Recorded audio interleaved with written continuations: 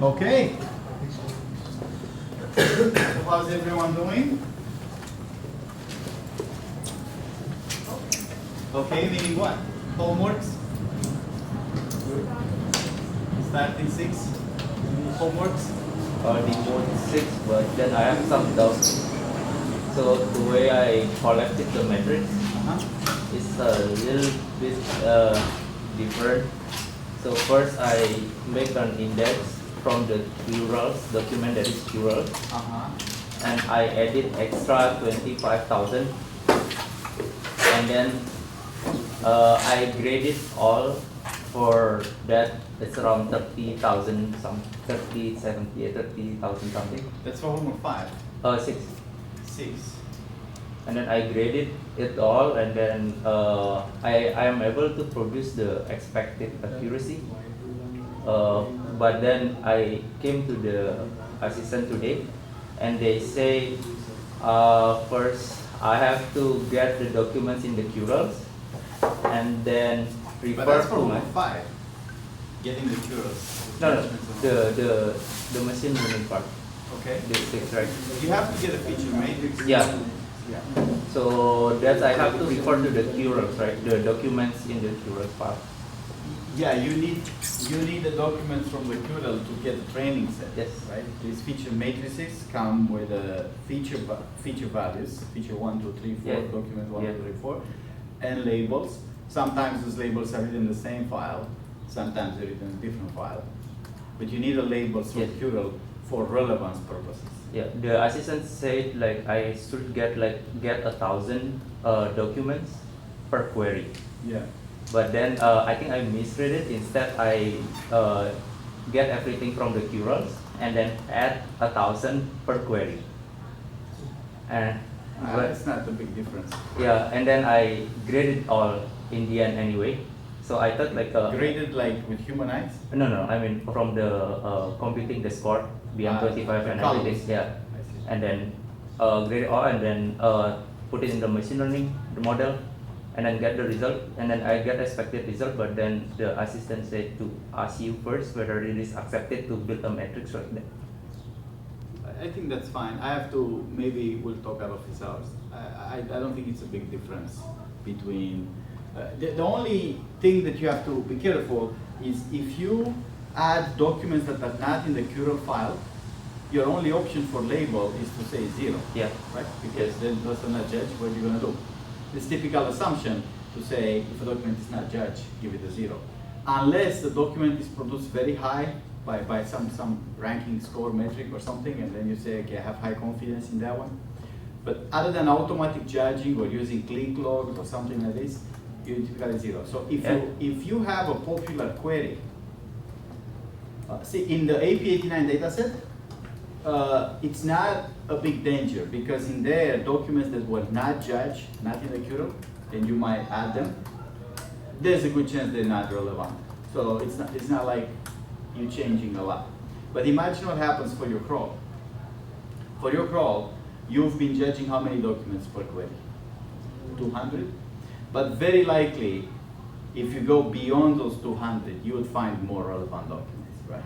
There might be up to like, I don't know, tens of thousands of documents relevant for one of these queries, right? Because your queries are broad, they're very specific, they're well documented events. It's World War II, right? So there's so many pages written about World War II. So the danger with such a method that picks a lot of documents, not judged, and assume they are not relevant, is that in fact they might be relevant, and then I'm giving a lot of zeros in the training set for documents that actually have good content. So you're kind of tricking the learning algorithm by using a lot of non-relevant data, which is actually relevant just with the wrong label. So that's something that I would look into it a little bit to see how your approach works with this. Other than this, I don't have no problems with what you've done. So again, the only tricky part for IR is using unjudged documents and consider them relevant or not relevant, whatever, without judgments. If that assumption is roughly correct, like say 4 out of 5 corresponds to your assumption, I would say that's okay. But if like half of them are not corresponding to your assumption. You say they're not relevant, but they actually are, or the other way. Then that's a problem for machine learning algorithms. They now won't work well. So for the sixth assignment, we are taking the labels as 0 and 1s. Yes. But we are using an algorithm like linear regression, which is actually predicting continuous values. So we talked about this in class.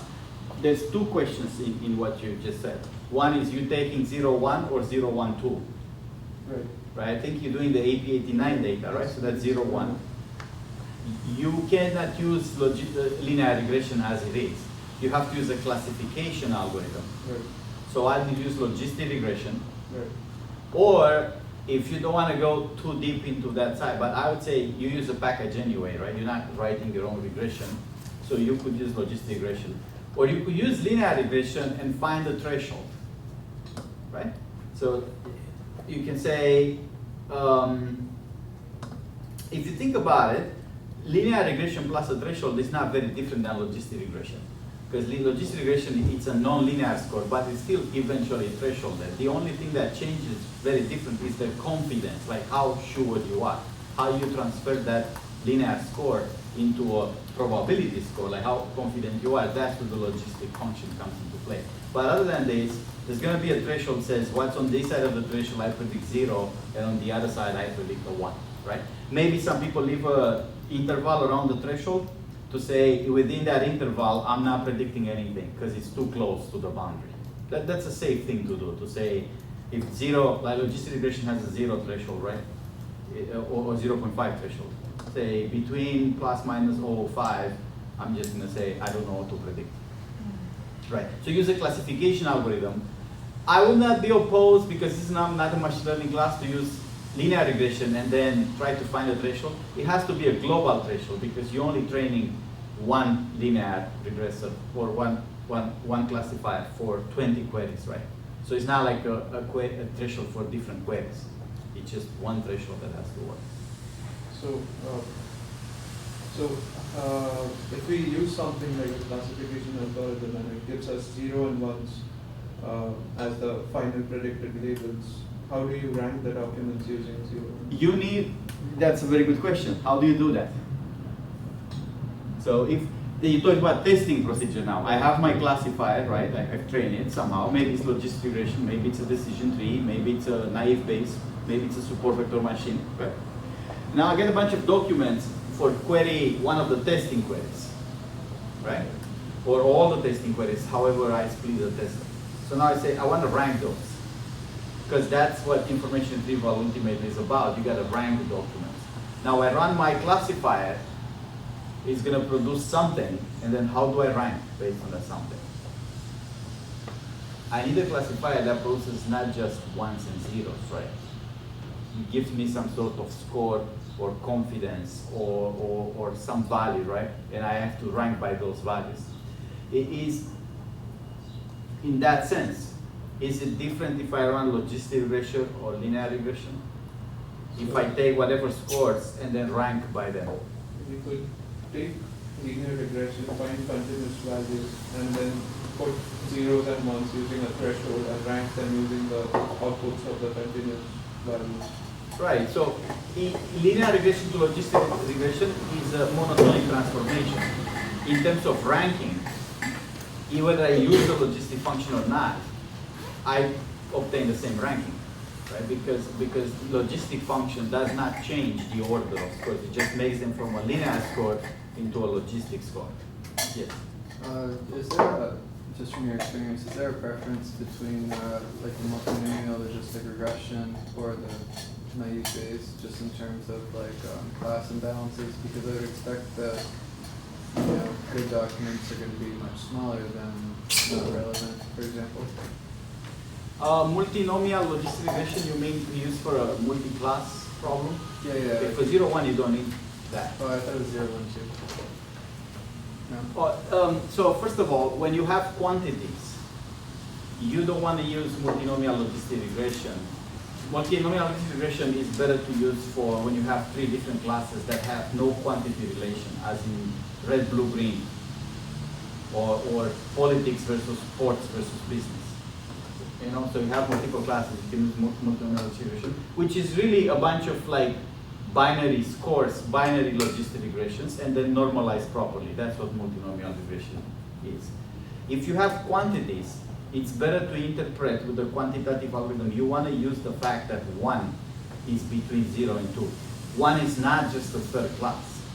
It's something that's between 0 and 2, right? That's the meaning of relevance or the rating when you rate a product on Amazon or a movie. When you give a 2, that's a score that's bigger than 1 and less than 3. So it's better to use a machine learning algorithm that interprets those values in a quantitative sense. Now we're back to the problem like NDCG had.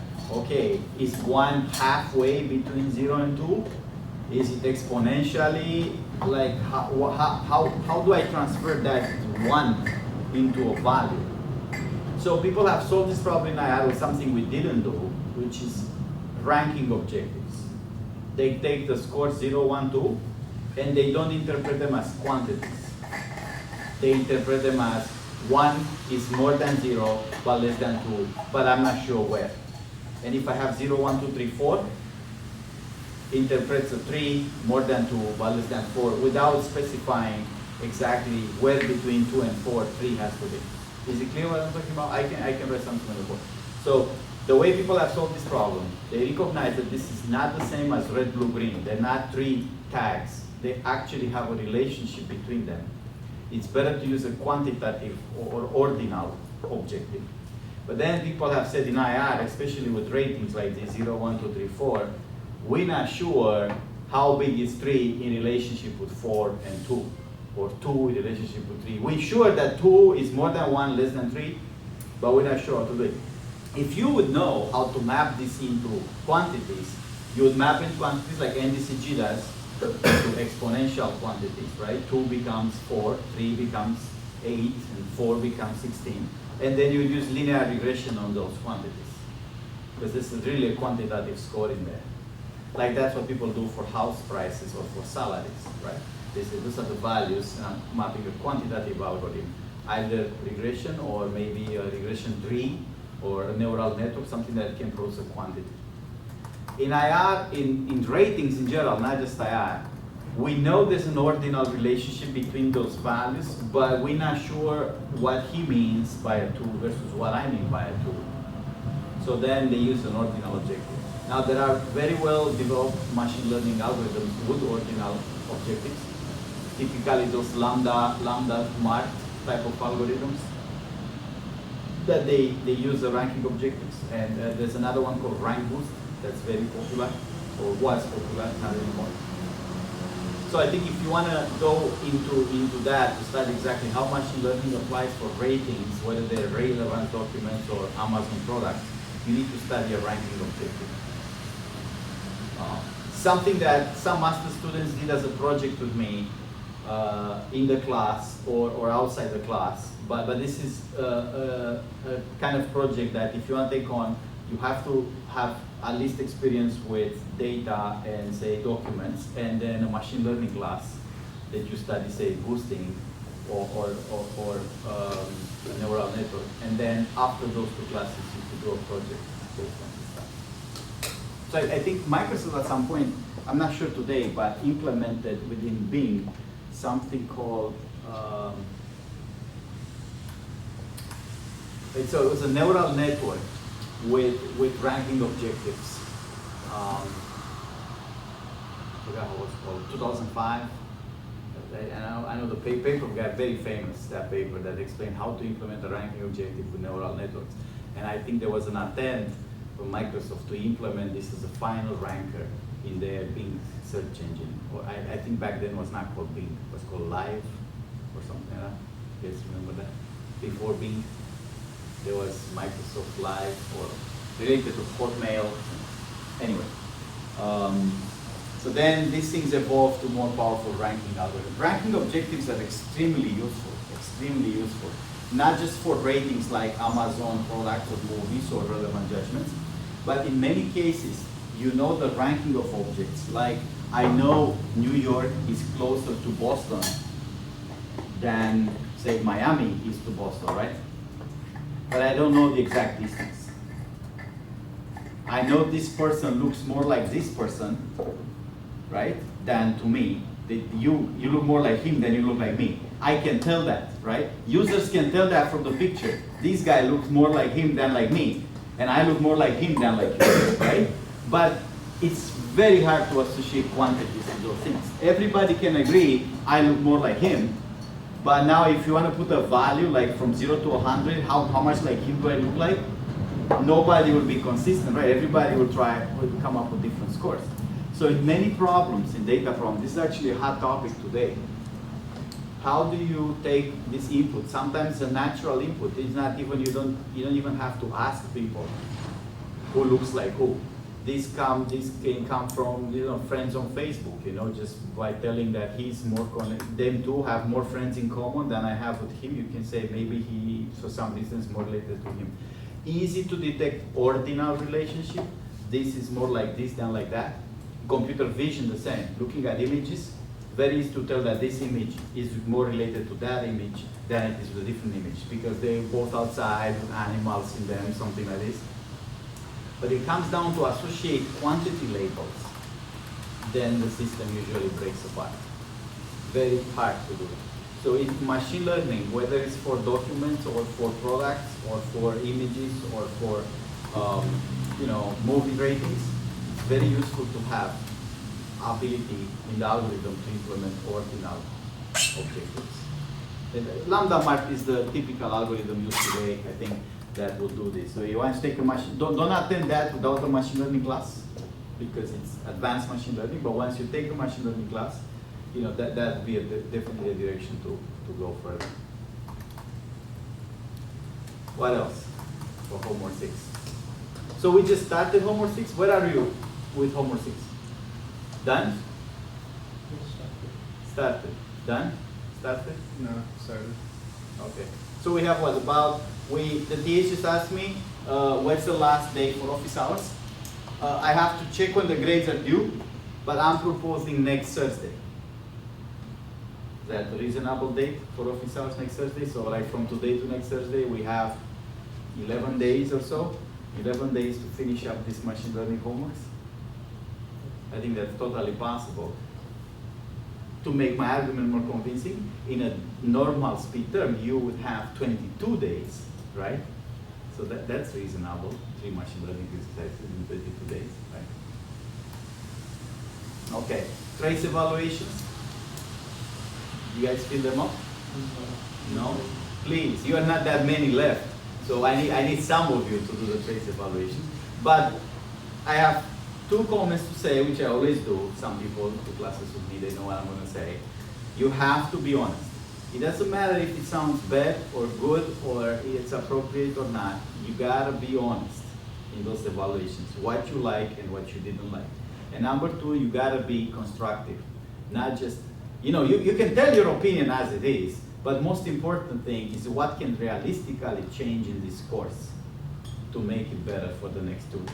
Right? That's the ultimate purpose of these evaluations. I mean, it's true I may get a raise or not a raise or maybe even get fired if the evaluations are really bad, but that's not the primary reason for those evaluations. The primary reason is that me, the teacher in the school, looks at this and says, okay, how can we make this course better? And the course you're getting right now is the result of 10 years of teaching evaluations and material shuffled back and forth. Okay?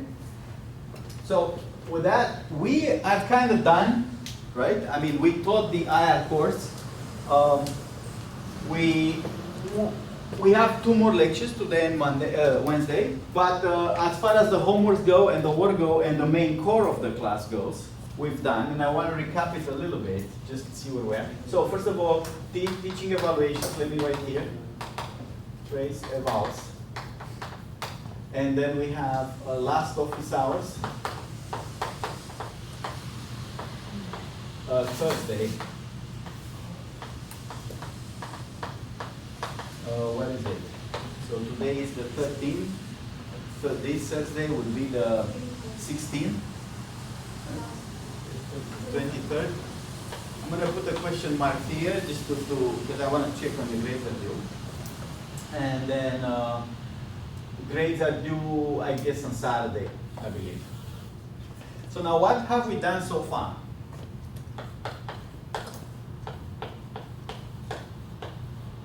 So we talked, of course, about the retrieval models. You don't have to write it down. Indexing.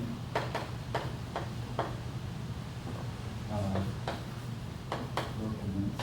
Talk about calling. Web docs. Say text. Then we talk about page rank and web graph algorithms like pizza and salsa. We talk about judgments.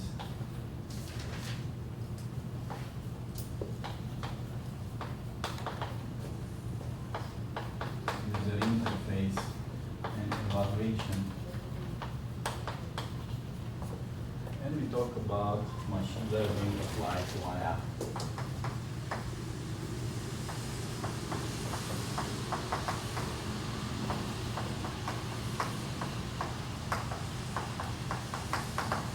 That's what you're working on now.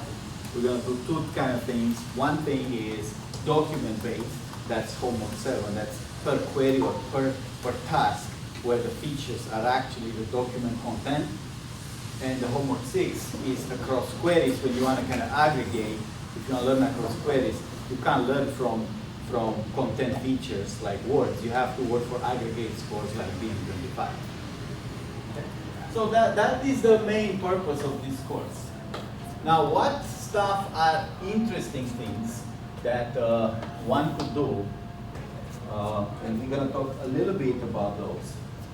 So, other or advanced. So, this is one. How do we break the representation of text data into those hidden concepts, you can call them, or topics? How do we extract those from data? How do we, create a mathematical model on this stuff? What else is interesting and very useful related to IR? We could have here something like clustering, but that's really more for a data mining problem.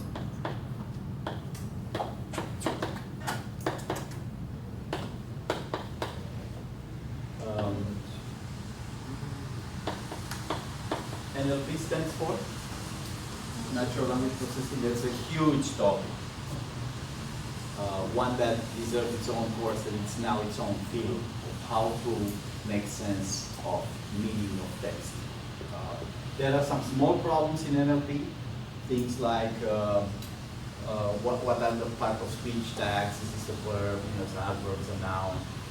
Then there's entity recognition, things like identify companies, identify people. Then there is the pointering, like when somebody says he in text, which he is that pointing to? I think I mentioned this problem. I talk about 4 people, males, and then there's a he, which he points out to. This is a question on homework 6. Oh? So there's like a sequence of steps, and then so we have train learning algorithm, test the model, and then test the model on training data. That's confusing to me because that sounds like overfit your model. Where is that? Homework 6. Okay. It's like, I can show you. It's this one right here. I don't, usually I wouldn't do that step in that order, so I'm confused. I can do like training data, test data, and then about your training data. Right. So this one, I don't know if it's out of order. The reason to get a performance on the training set, usually, purely on training set, so we don't have a validation set, that's typically what you would do in a machine learning setup, is to measure the difference between performance and training versus testing. Yeah. You're right, on training, usually it overfits. You're supposed to learn better on training data, especially with complex algorithms. Like in homework 7, I would say that regression function probably gets very high performance on training set. But the difference between training and testing will indicate this overfit. So that's useful for knowing that you went too far sometimes. Now, some algorithms you don't want to overfit, and some you can let them overfit a little bit, or even more than a little bit. Things like boosting, for example, algorithms, they overfit less, so you can keep them running. But with regression, when you have the penalty for regularization, the L1 and L2, if you don't have a validation validation set, the difference between training and testing, it's a good indicator for how much regularization penalty you need on L1 and L2. But you're right, maybe that's written out of order. So you want to have a measure of training versus testing. If you get a training performance that's very high and a testing that's very low, it's an overfitting problem. Regression won't overfit very hard on homework 6 because to overfit regression needs a lot of columns, a lot of features. But on homework 7, where you talk about many, many columns, then you can probably overfit it easily. So you need to pay attention to something called L1 regularization. I have some notes about regularization if you want to read them. I don't plan to talk about those because we do that in a machine learning class. But I'm happy to give you some stuff to read if you'd like. Regularization is the kind of thing that you don't want to do as a side thing. Regularization is the kind of thing that you want to take heads on, do it seriously. It's a major thing to understand correctly. So it's much better suited for a machine learning class. But in this package that you're running, I would assume linear or something like that, they have L1, L2 regularizations. L2 controls the spread of the weights. L1 controls the how many weights effectively do you have. So that's where the difference between training and testing will come into play. So the sixth assignment asks us to use the Curel values as your y, but can we use something else as the y label and consider the Curel as one of the features? Like what? Like something where we take the sum of the ranks of each scoring function. So the lesser the rank, the better the document. So first of all, you need a ranking objective to do so, right? If you to use the ranks and say that document was ranked higher than that document for that query, that's not easy it's impossible to implement integration. So you need a transformation, something like lambda mark, which still is as a basis, a linear function, but then it transforms it into a score and uses it for ranking. So that's not easy to do regression. Number two, in all machine learning, you want to use the target, the label, the feedback, however you want to call it, what you optimize for as annotation of human judgment of the document. So you don't want to use ranks or scores produced by BM25 because those are not ultimately assessments of the data. The relevance judgments are, right? Because some human looked at it and decided that's good, that's not good. So you can think of machine learning as here's a pile of documents that have been labeled good, and here's a pile of documents that have been labeled bad. You, the machine learning algorithm, your job is to differentiate the good versus the bad ones. If I don't use this label as the target, what I'm optimizing for, what I'm trying to differentiate or distinguish, then I'm going to learn whatever BM25 does.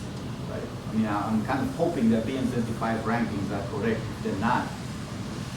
So, again, it takes me to the original problem. How do you rank them if you use a classification algorithm? So you need a classifier to produce more than just 0, 1. You need that classifier to produce a score. But I'm pretty sure linear or most regression algorithms produce a score. Right? When you test on a test set, you get scores. Now you have to rank them per query, right? That score set if for 5 queries. So now I have all the scores, and I'm taking a query for that query rank the documents because I know what documents in the test set are for what query, right? So I'm having queries 21, 23, 22, 23, 24, 25. I score all of them. Now I get to query 21, so I rank the documents by the score for query 21. I I rank them for query link 2. So, but if we are using a classification algorithm, the score would be either a 0 or a 1. So, No, most algorithms will process score. They call it confidence, probability, whatever, some score. Support vector machines will process score. Right? Neural networks will process score. Linear regression, logistic regression will process score. It will be on this side of the 0.5 considered a 1 and on this side a 0, but it will just not just give you black or white. You need a classification algorithm that gives you a value. That's a very, by the way, very standard process. In a lot of places, whether it's Google, Microsoft, Amazon, IBM, you get the score and then you rank item by that score. For QA purposes, sampling, evaluation, serving documents to people, producing advertisements, showing recommended items. All of that is based on the internal score, and you only see the top 5 out of how many there are. so how do we treat this problem as a classification or as a regression? Because if we want scores, it's a regression problem. If we want classes, I would treat it as a classification problem. I would have, here's a query doc pair, right? This is a document for a query. And I would have, we're talking about 4 more 6, right?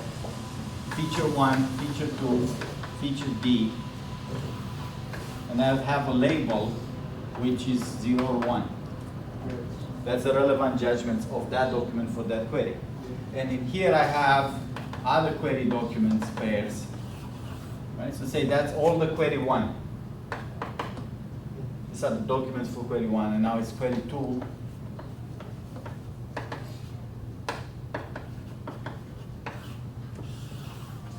Again, labels and features. So in here, I will treat all this as a test, as a training set, and train a classifier like logistic regression.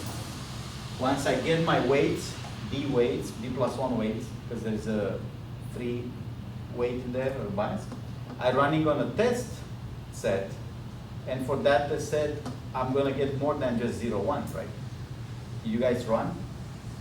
Do you know that? yeah, so Most algorithms will produce not just 0, 1, will produce an actual value. right. So I was using a package called scikit-learn. So that usually returns the final label, not the intermediate. I'm pretty sure you can make it return a score. So I'm having a little trouble following. Are you suggesting using like a 2-step process? Step 1, classify. Step 2, do a continuous thing like a regression? Is that kind of what's going on? No. This is a typical training testing procedure, like machine learning, training and testing. What I'm saying, you have to be careful how to create a training set. Okay. So there's the training and testing, they look the same, right? This is the queries, 20 queries for documents for the training, Yeah. and there's 5 queries for their documents for testing. I train a classifier for this training set. I run my classifier on a test set. Then in the test set, maybe that's the confusion is, once I get the scores for the test set, like suppose this is a test set, or maybe write it separately, train, and I have a test set that's query 21 document, query 21 document, query 21 document, query 21 document. I get a bunch of scores for these. I can now rank these documents based on that score for query 21. Query 21 is a testing query. So once I rank the documents, I can run track eval or something like that to obtain information retrieval metric.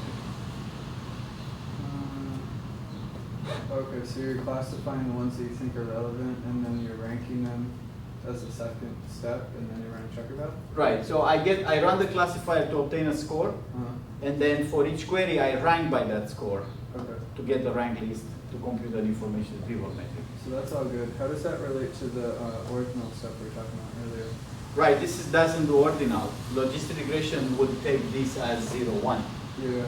Right? So Right. this is 0 and 1. It doesn't matter if you treat it as ordinal or categorical, it's the same thing. When you have 0, 1, 2, things get a little, Is it one halfway between 0 and 2? Is it just some value bigger than 0, smaller than 2? Or is simply a third category, like red? Okay, so for homework 6, we want to make sure we're using a binary classifier. Right.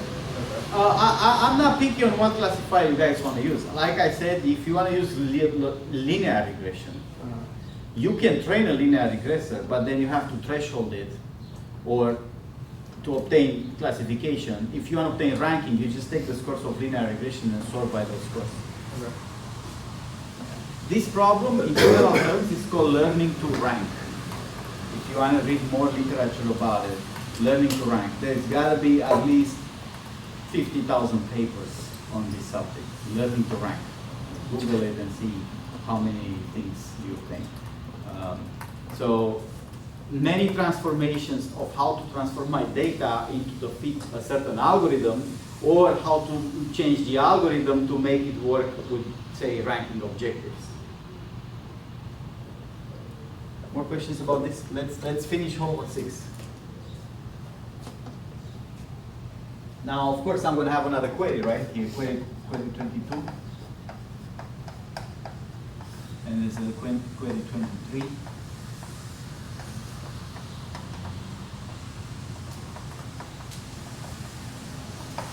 You can run this per query or run it all together as a test set and then just rank per query. The ranking has to be per query to be valid ranking.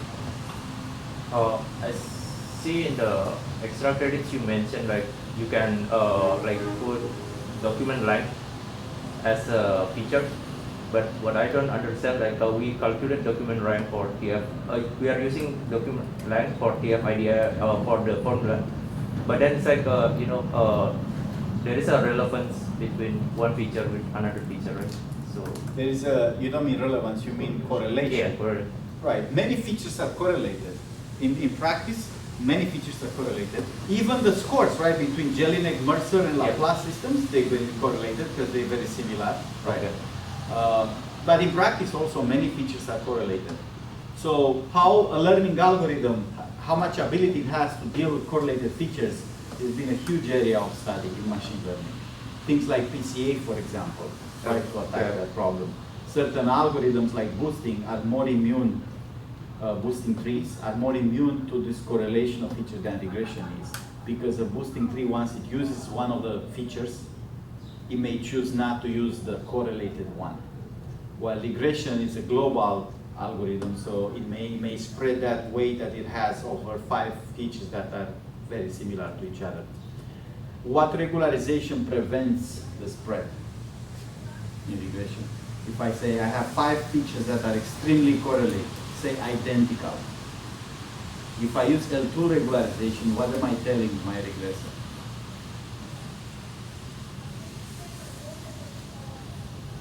To spread the weight. Instead of having one weight, say 100, 0, 0, 0, 0, try to spread the weight across the correlated features. How about L1? Number of features. It tells it don't use that many features. L1 and L2 are a little bit head to head. Now, we didn't discuss at all about how L1 or L2 regularization works. Like, what do I have to do to implement L1 regularization? That's for machine learning class. But you should know what the purpose of L1 regularization is. So, by adding a document length, what I was saying is, here's the label. I was saying, what other features can you add here other than the BM25 scores? Then I say, can I add document length in here? Is that consistent, a consistent notion? Like I was talking about word China, I cannot add it because China could be very relevant for query 1, but completely irrelevant for query 2. But how about document length? I think I can add it. How about page rank? Sounds so consistent. Yeah, I think I can add those kind of features. And in practice, there's a lot of features that are being added. The source of the document, the number of clicks, the domain, where it's coming from, who wrote it, blah, blah, blah, all kinds of things. Is it part of a book? Is it the answer to a question? Is it a blog? Is it? No? So you can add some of these features.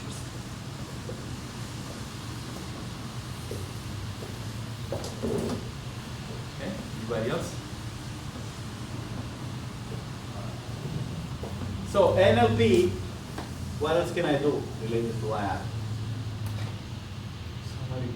Summarization.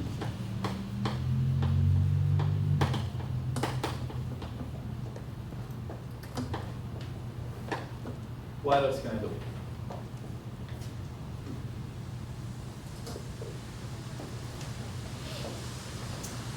I'm going to add here something called word vectors. I'm sure most of you heard of it by now. Something that we're going to discuss Wednesday a little bit, how they work and what they do for. That's the idea of taking the word like nuclear and map it into a sequence of 300 real values. So it's a 300 right here. So there's two questions. If I can do that well, what well means? What kind of, how do I want to map words into those vectors of 300 values? What does it mean to be, perhaps two similar words should have similar vectors, right? That's like semantic hashing kind of thing. So the questions are, assuming you can do such a thing, so how do you do it? How do you implement it? Once you write down an objective related to co-occurrence in these sentences, how do you implement the machine learning that gives you those transformations? That's question number one. Question number two, once you have them and they're good, how do you use it? The problem there being that a lot of the stuff we do is based on document, per document, and this is per word. So I have this representation of words, but how do I use it, say, for machine learning on documents?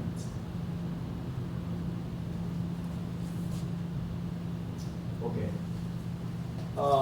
So out of these things, let's talk a little bit about topic models.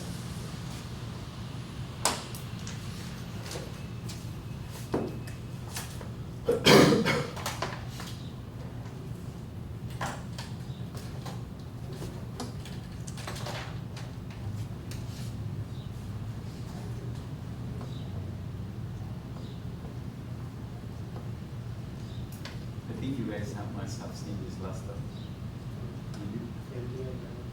But you have it in the homework, right? Not this time.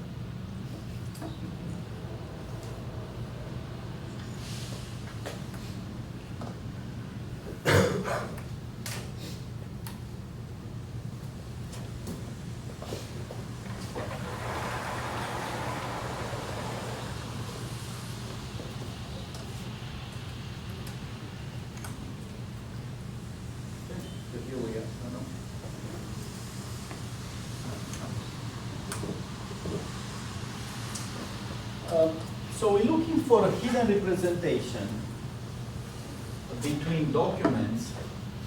Here I'm going to write the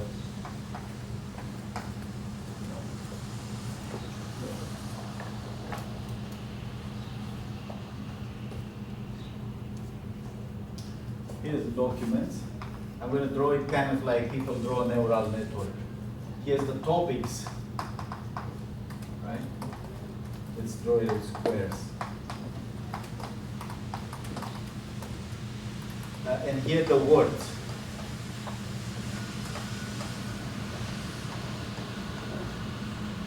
Right?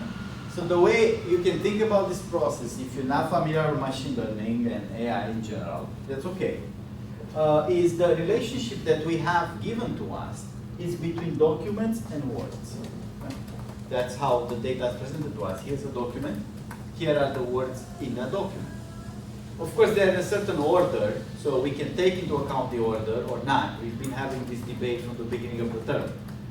Do you do a bag of words representation and you only count how many times a word is in the document, or you take into account positions, proximity, skip grams, trigrams, n-grams, so on and so forth. So order versus not order, it's a big debate. But independent of that, the data comes without this. So you can measure the relationship between documents and words. Think about it in a probabilistic way, right? In language models, we have this probability of a word in a document, right? And that's what we kind of estimated there. So we have a relationship from here to here. Now we're adding this hidden middle layer of topics that we can control. And we want the relationship from here and the relationship in here. If you're familiar with neural networks, this is kind of like adding a hidden layer that kind of plays between the input and output in a neural network.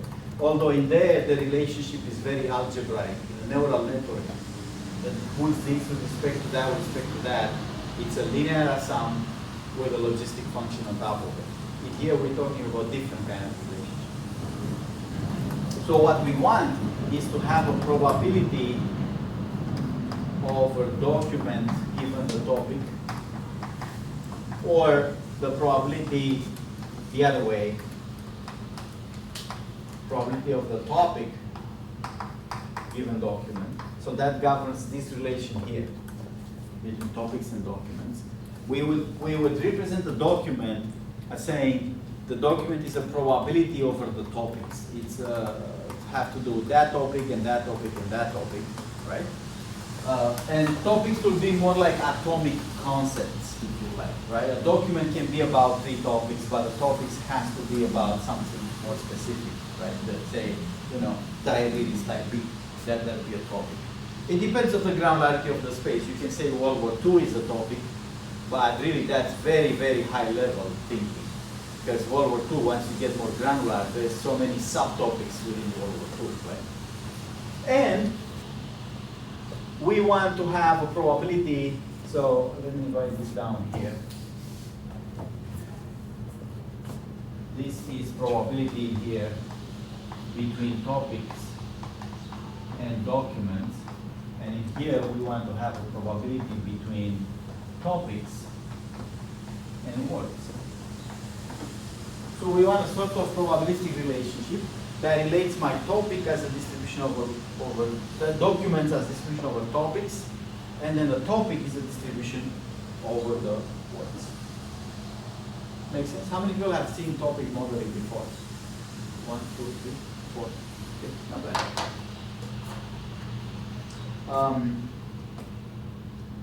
So there is a process that it's called a generative process that's not really corresponding one-to-one to the mathematics or how things are approximated, or we say estimated in statistics. But this is how we want to think about it. So how do we think about it? If I have a distribution over the topics. So I fix a bunch of topics and I have a distribution over there. Here's how I can generate a document from that model. I say, for each word I want, choose one of the topics I have based on my distribution over topics. Distribution over topics is a static distribution, so once it's fixed, right? So I choose that, that's a prior over the topics. I choose that, and then I choose a word from the corresponding topic that I picked. So if I pick a topic, then I pick a word from this distribution. Given the topic that I have, I pick a word from there, and that's my associated word, right? So then I can generate a document that way. And then of course I can ask, if I have my own documents, I can ask, are those documents likely to be generated from these distributions? The distributions, those 2 distributions control the model, right? So somebody says, here's your distribution over topics, here's your distribution over documents, over words, and so on and so forth. I could ask, hey, I have 85,000 documents in AP89. Are those, what's the likelihood that those AP89, 80,000 documents are generated from those model parameters that you gave me? So the problem of parameter estimating, like in all machine learning, it's backwards. It's saying, if you have the models, that's what's saying here, here's what kind of documents you would generate. But we want to pose the problem back. We can say, given that I already have the documents, what would be the parameters of these distributions that will make my data most likely? That's a maximum likelihood question, right? It says, I want to generate certain distributions and parameters such that my 89,000 documents, 85,000 documents are more likely to show up. So here's how the likelihood can be thought of. There's many ways to write this. So you see some places with some places with products. They're not identical, but roughly correspond to the same thing. What is this saying? It's saying that the joint distribution that we have has to do with who's this beta I. Those are the topics. Each topic is a distribution over the vocabulary. So we're not talking about, sometimes some programs do extraction of themes or concepts. Are you familiar with CTEX? Some NLP tools extract, they look at your text and say, I'm extracting from your text important stuff. Like you see nuclear bomb, that's important. That's not really what the topic is. A topic is a distribution over words. So it can't really be an extracted concept like Northeastern University, but it could be a probability over words that has a lot of weight on Northeastern University, Boston, school, education, all those words, and much lower probability on other words. So you could tell from there, hey, this guy, this topic, is talking really about Northeastern University in Boston because the really high, all the high probability words are about Northeastern University. So this is a rather mathematical notion. It's not the kind of topic when you talk to somebody and I say World War II. That's an exact concept. The topic in here is really an array of numbers that sum to 1. Okay, so that's beta, that's the topic. Who is theta D? That's the distribution of a document over the existing topics. Right, so it's saying for a document D, each document is distributed differently. It could be 50% on World War II, and 20% on Eastern University, and 10% on, I don't know, American Independence War, and some other probabilities. But another document can have a different distribution over topics. It really depends what the content of that document is about. Most documents are more about that one thing. Like in a lot of text problems, when you talk about those topics, you don't want to have a one-to-one mapping between documents and topics. Like a document is about one topic. So that is this theta D in here. And then what is it? Probability of ZDN. Those are the assignments, the topics that have been used to generate the document. And this is the words, probability of seeing a word, given the topics and the assignments. So this is that generation function that says once you pick a topic for that document, what's the likelihood to generate the word nuclear? What's the likelihood to generate the word atomic? What's the likelihood to generate the word university? Okay. So it looks bad. It's not that bad, and there's better formulations than this.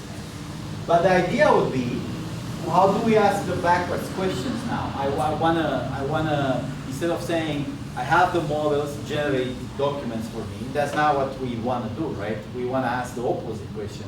Once I have the documents, what would be the model parameters that makes my data likely?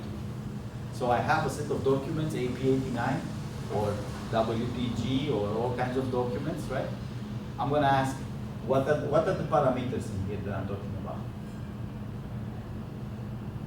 These betas and thetas and all that, right? I'm asking what's the best betas and thetas to work for me. Those are distributions, so I'm really asking about what is the distribution. How do you define topic as distribution over words such that my documents now work well as distribution over the topics. Now, I should say that the main reason this is not core IR, as far as this class is concerned, 6200, is that the mathematical support required for this, particularly statistics and probabilities, is much more profound than everything we've done so far mathematically. Like if you look at everything we've done in this side, how much math did we need to do all this stuff? High school math, at most, right? I mean, some of those formulas look really bad. Remember BM25? But when you really look at it and you take it down to parts, it's really a fraction times multiplication, and it's all heuristic. There's no theorem ground in there. It's just somebody dream up those values, and you can try some other values. It works just as well. Well, we can't do that for topic models. We need a far more mathematical advancement to be able to do this right. Okay. So sometimes in statistics, if you read a statistical machine learning book, you see a lot of these diagrams with variables. The gray ones are typically observed or they're marked somehow. What you notice, you see the words, right? That's what you see. You don't see what topics has been chosen for the document. That's all hidden. And the plates are usually repetition or some process that is generating them. So if you, there's a famous book by Christopher, machine learning pattern recognition is called? Christopher Money. Hmm? Christopher Money. No, that's NLP. Very famous book, pattern recognition, machine learning. It's a guy at Microsoft, Bishop, Christopher Bishop. So many courses use that as a textbook. The problem is it's a very good book, but you need statistics to understand it. You know, if you don't know statistics, if you know computer science and a little bit of algorithms, you could take 6140 machine learning, but to read that book, you need heavy statistics support. It's full of these diagrams. Okay, so then how can we do this? Right? How can we, the problem comes down to, you can choose how many topics would you like in k-means, you choose the k, and then how do you do it? How do you get the topics to be probabilities over words, and which probabilities, and how do you get your documents to be probability over topics? So a little bit of background, mathematical background. This is the multinomial distribution. In case we don't remember it, let's imagine what does it mean for this multi to be just binomial. Right? So what happens in binomial distributions when we have this? How does that look? If it's just binomial. That would be the probability of x given data, right? Is what? N factorial. N is, say, x plus 1, right? Or n plus n minus x. Because see, these xi's have to sum to n. That's like saying out of 100 trials, I got so many blue, so many red, so many green, so many yellow. Exact those counts. But if it's binomial, out of 100 trials, I have some white, and 100 minus that many would be black. So in the binomial distribution, I have n factorial. What is the bottom? X factorial, n minus x factorial. And then I have phi 1 at x1 and phi 2 at n minus x. Just 1x. Remember the binomial distribution? Right? This has to do with if I flip a coin 100 times, what's the chance to see so many heads? It's exactly, this is the probability of seeing a head in the coin, the phi 1 and phi 2, right? It's the 60%, I have a fake coin, 60% to be a head, 40% to be a tail. X is the number of heads that I want, and this is the probability to see that many heads. And no surprise, there's a binomial coefficient, which is the n choose k. This is nothing else than n choose x. Right? It has to do with the fact that if I want to put x heads in n trials, there's n choose x possibilities to choose which trials are the heads, and n minus x of them will be the tails. Right?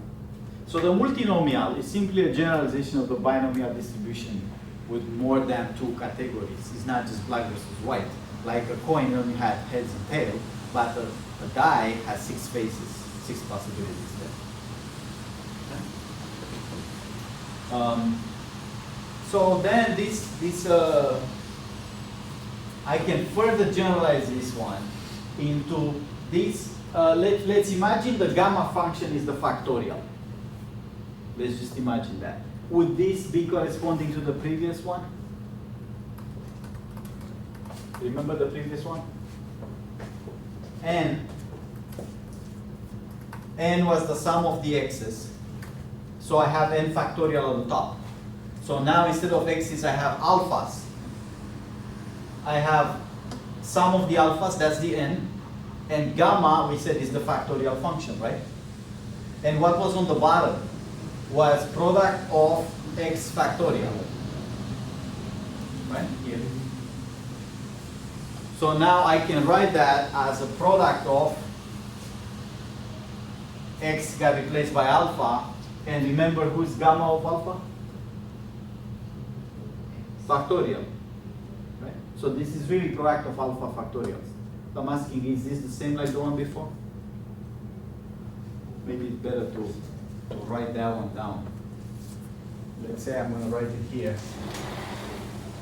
That's saying n factorial divided by the product of xi factorial, product of pi at xi. Right? So then, is this one the same, just replacing the alphas with, hold on. I'm replacing alphas with x's with alphas, and I'm doing the factorials. What's the difference?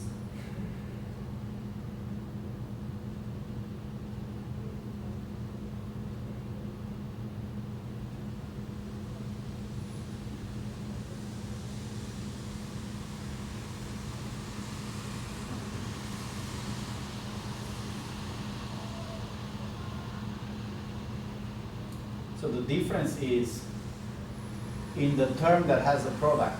This term, p of xi, this is really a multinomial, right? If I'm asking what's the chance to see so many heads, so many tails, and the coin has a bias of 60%, this is 60% of how many heads I have, 40% at n minus x. Well, the other one is not the same. Right? The first part acts like a binomial coefficient, but this is not. Right? This is the exponential function here. But gamma function is really a complicated function mathematically. Don't tell any mathematician I said this. Well, before you study mathematics, or say you don't have the chance to study the gamma function, when somebody says gamma function, what do you think in your head? Factorial. Of course, gamma applies to real values. So you get 2.3 factorial, that's hard. But that's a good approximation. As you know, if you don't know what gamma is, it's a factorial used for real numbers. So there is a mathematical relationship that has to do with bias with a. I jumped one slide too much. Right. The Bayes theorem that this Dirichlet function acts very well together with the multinomial, because in the Bayes theorem we have prior times the other conditional. In order to do this analysis mathematically possible, to be feasible, I need to control the shape of the distribution. I have a prior.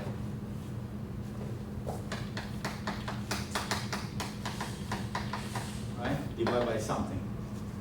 This is the prior, this is the conditional. If I know the shape of this and this, can I control the shape of the outcome?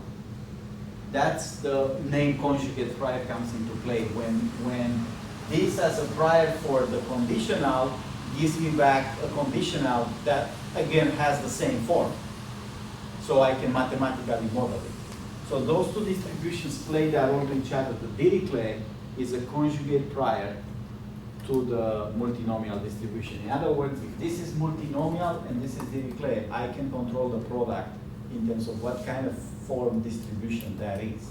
Because if I get a random distribution form, I can't do anything with it.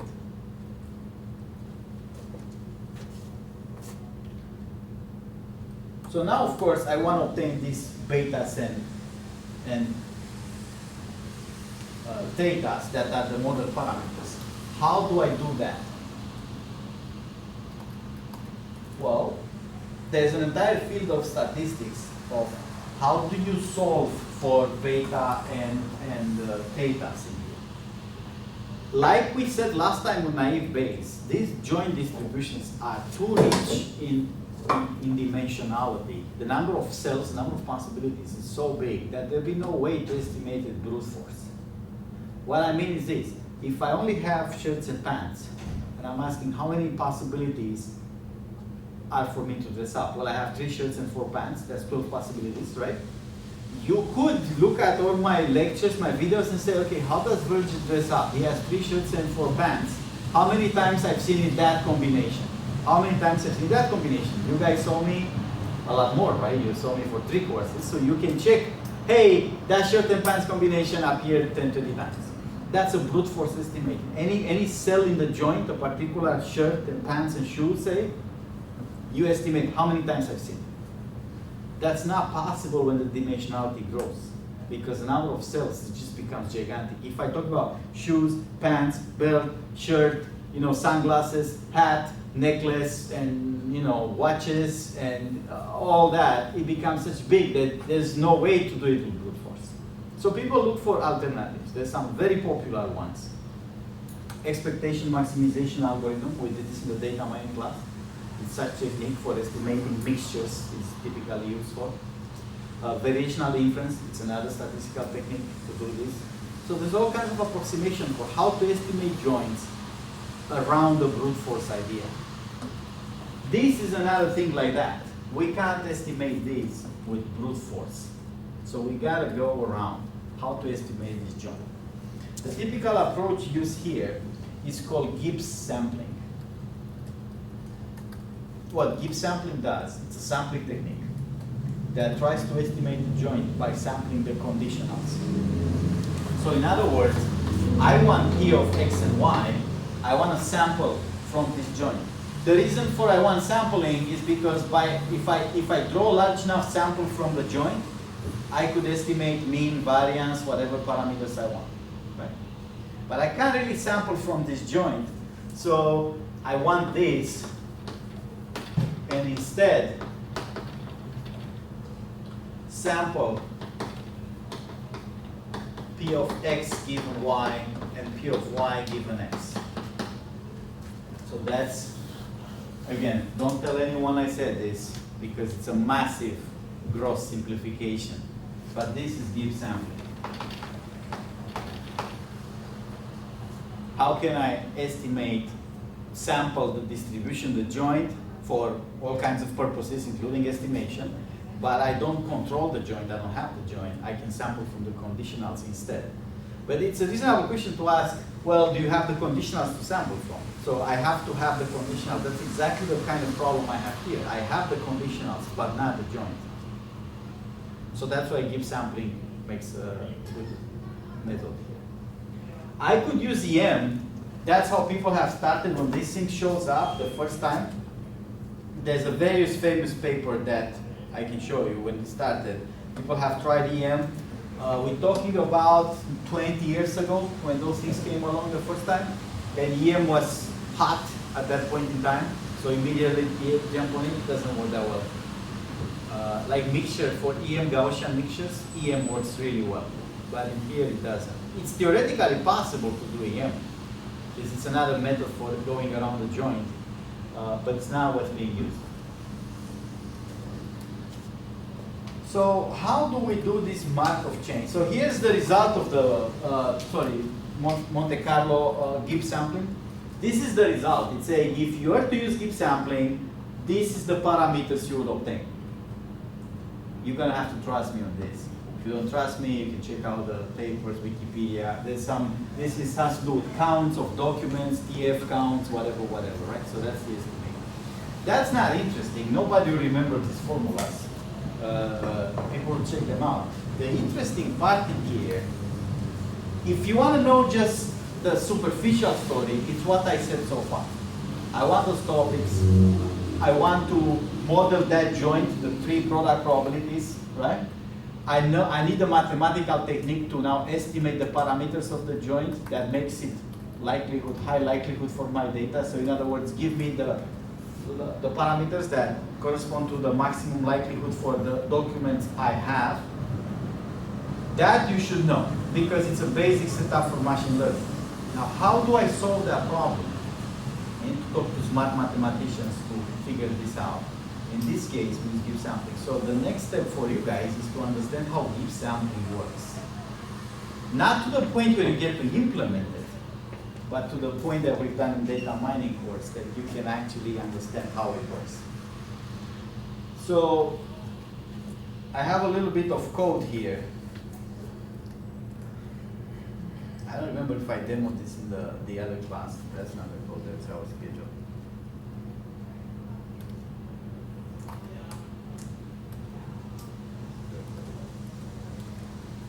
That implements give sampling.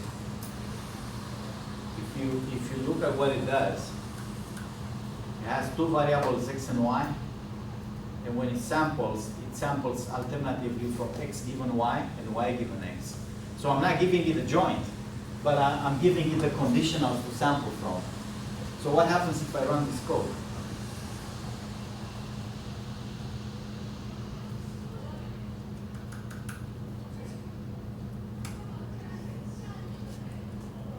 So it shows me what it sampled.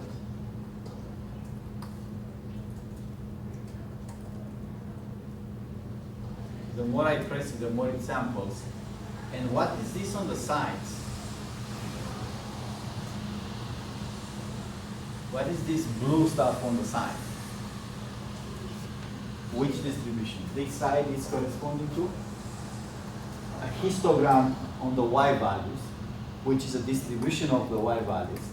And this corresponds to a histogram over the x values. So how is this called? When I take a joint of x and y's and I only look at it on one side, on say the y values, the distribution of our y values, it's called what?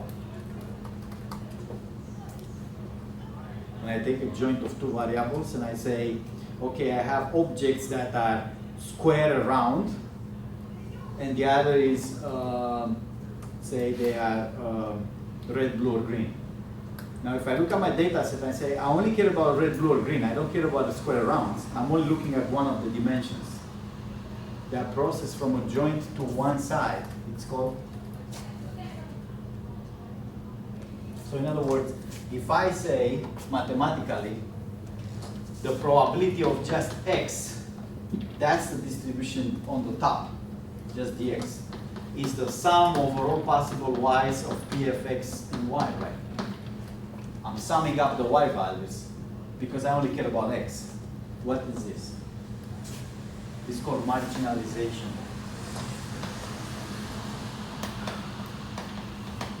Or the marginal of x.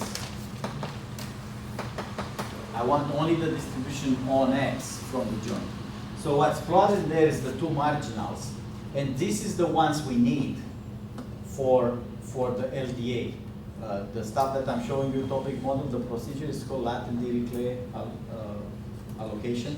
So that has to do with estimating those marginals. But again, the process shown here is doing give sampling, estimates those samples, those points from the conditional distributions. So at every point, it sample an x given a y, and then a y given an x, and then so on and so forth. And I can click it a few times more.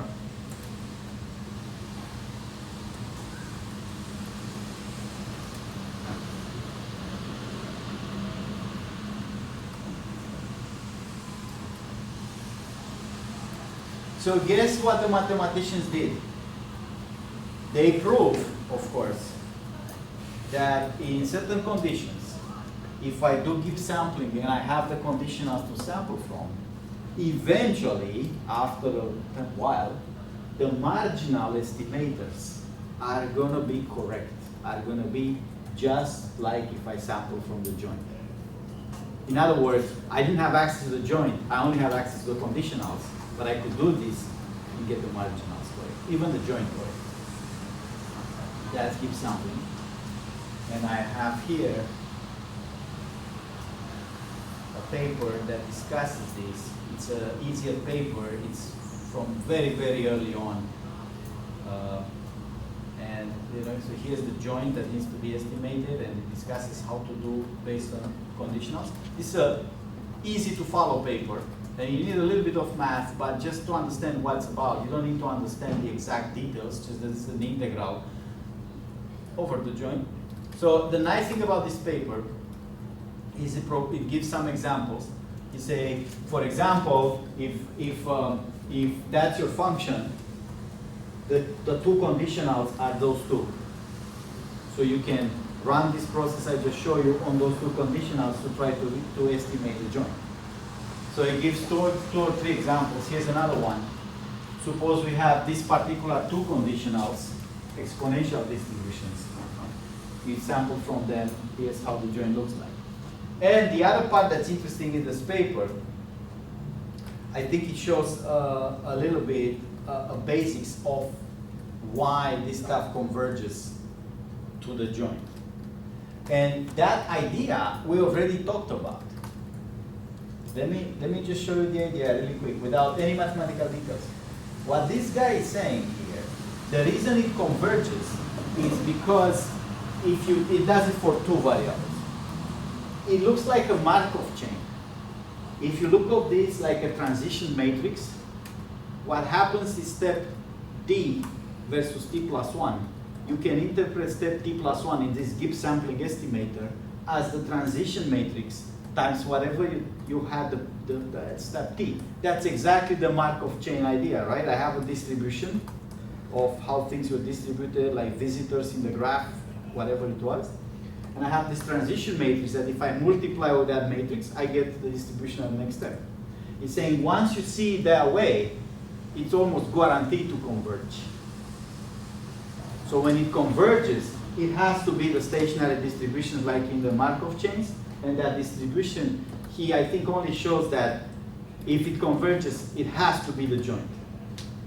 There's no way to convert to a different distribution. Because if it be a different stationary distribution, it will remain there, right? When I multiply with the transition matrix, remain the same distribution, but that's only possible for the joint distribution to achieve that property. Now I'm not saying it converges all the time, but when it does, it has to converge to the joint. So that idea you can understand by reading this paper. Keep in mind the Markov chain idea, why the space rank values were converging to something based on the same idea.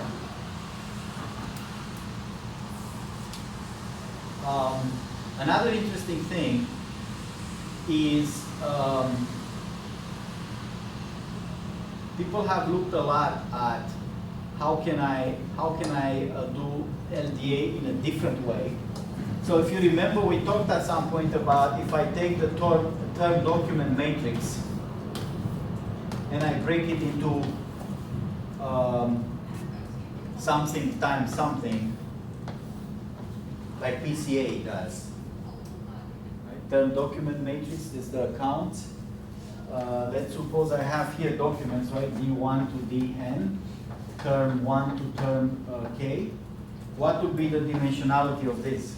This has to be n times h or some r, and this has to be r times k, right? This is an algebraic decomposition of the matrix as opposed to a probabilistic decomposition.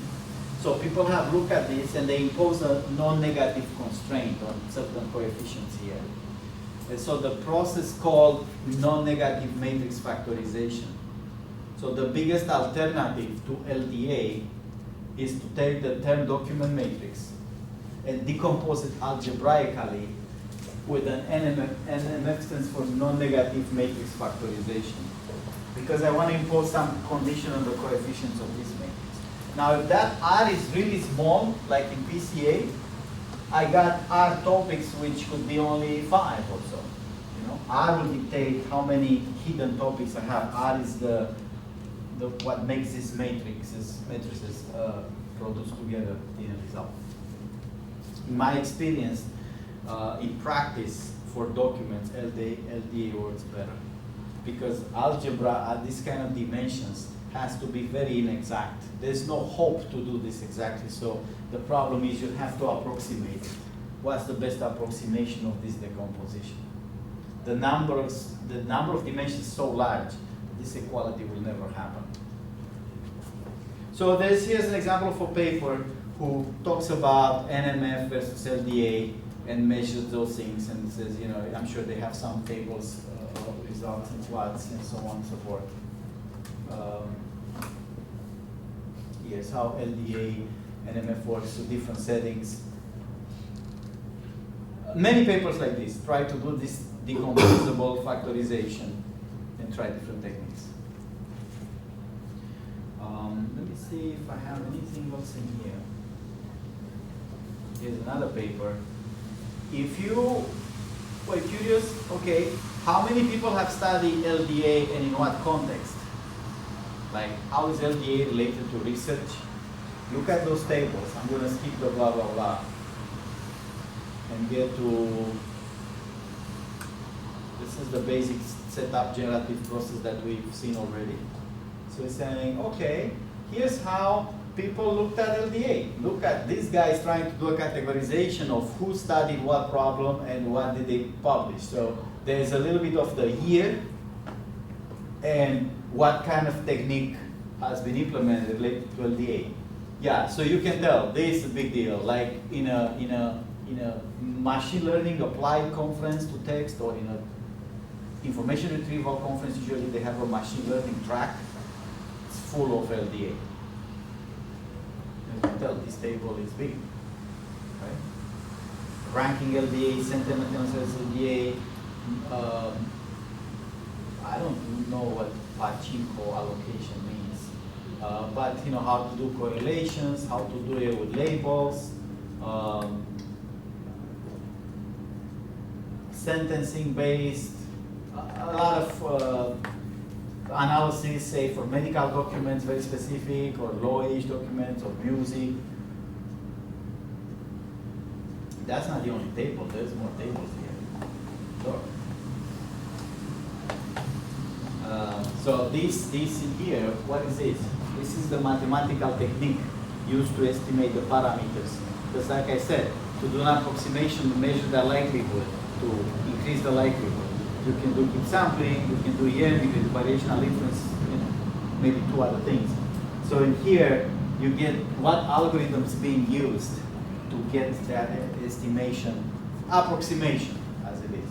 So some of them use EM, but most of them, by far, use the Gibbs sampling technique. Because this idea that once you control the conditionals, which are very easy to control in LDA compared to the joint, you almost guarantee to converge. So you let it run until it converges, and then you have an estimator for the joint. Look at it, Gibbs sampling almost everywhere. There's another table, 2009. Oh, look, there's more 2010. But see how much Gibbs sampling is in there? There's more, 2012. So all this is LDA. So you can easily imagine that those people who do those things, they live and breathe LDA, like it's a career type of thing, by doing research into the latent retrieval analysis and techniques related to it. That's an entire career job right there. It's a huge topic. And very useful for a lot of topics. This is not just theory. Like PageRank, it's cool and it's nice and we teach it and they use it, but I don't think it has a lot to do with what actually happens at Google. But this could be very useful for all kinds of techniques, for applications. So I'm going to take a break now and talk about something else after the break. Summarization a little bit. It won't take an hour and a half. I don't think we'll be here until 9. But I think it's better to take a break than just talk.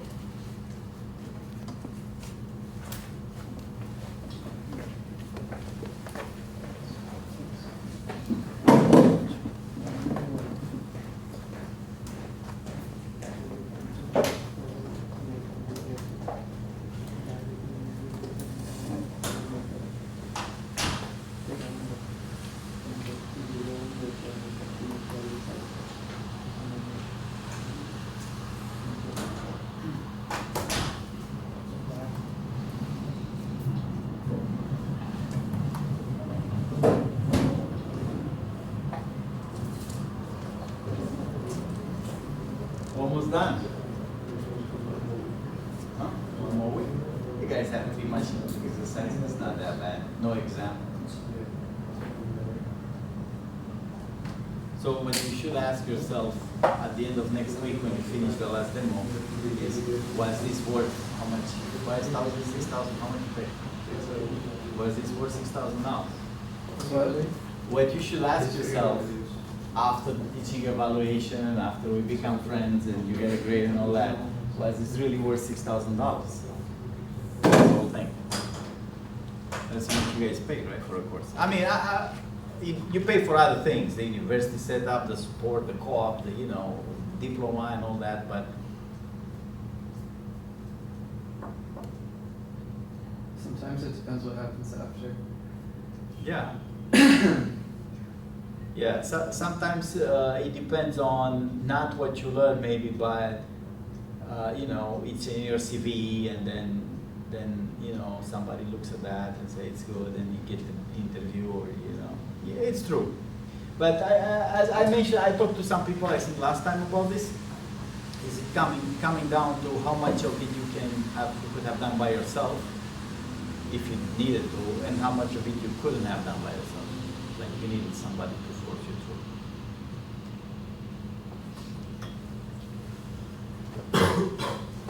The videos are nice, by the way. Yeah. They're helpful. Yeah, I am aware of the fact that by recording, people are tempted not to come to class. Yeah. But overall, I talk to other people at the school, the balance of the pros versus cons, the fact that people can check the video and see what happened in it later on. Or other people not in the class could check the video, because they recommend to have some protection. I don't know how to do it, so they just on YouTube, everybody can go and see them. Versus the cons of people being lazy and not coming to class. And I think overall the pros outweighs the cons. Yeah, I'll give you a specific example. The way that the precision and recall curve is implemented in this class is clearly different than how it would be implemented in unsupervised machine learning, right? Because the implicit thing is the rank, Yeah. right? And so if I didn't go back and reference that, I'd be like, well, what is he doing? Yeah. I do think videos are more useful, and lectures in general, for conceptual explanations. In a hands-on course like this one, a lot of the emphasis is on how do you get it done. It's the engineering of it. I can explain to you indexing in BM25 in 10 minutes. The big part is you have to go home and do it, right? It's a machine learning application, same thing. But for conceptual explanations, like say algorithms or maybe math or something to do more like machine learning, I think they're extremely useful to have good explanations that students can go back and look at it. Well, I think it would be useful here to have in a video, where we started, but this year I have different years than last year, that's been a problem, to have demos for your homeworks.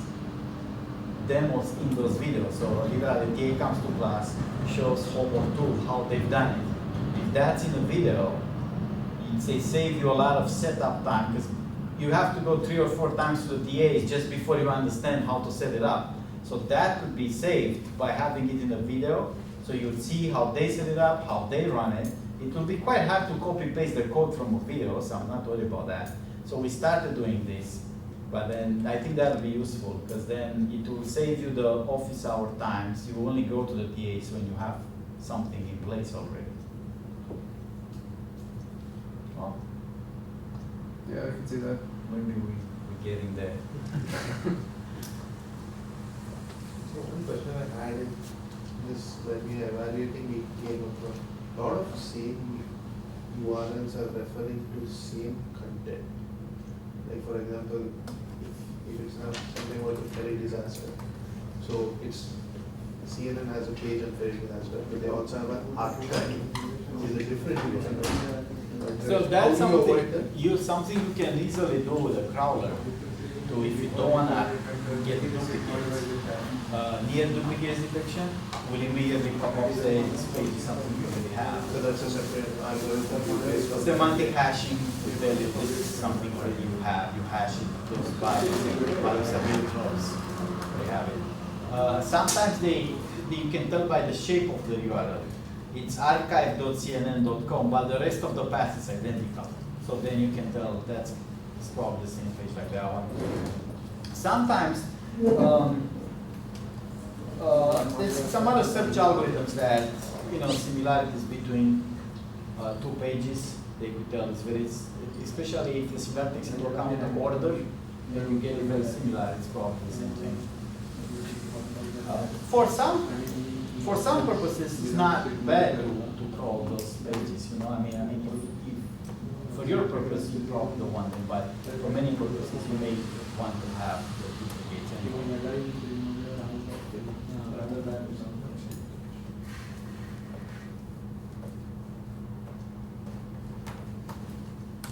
Crawling takes a lot of engineering. Crawling and indexing, it's like designing a file system. It's so much easier to say, here's BFS, start with this and see where it goes, than to actually do it.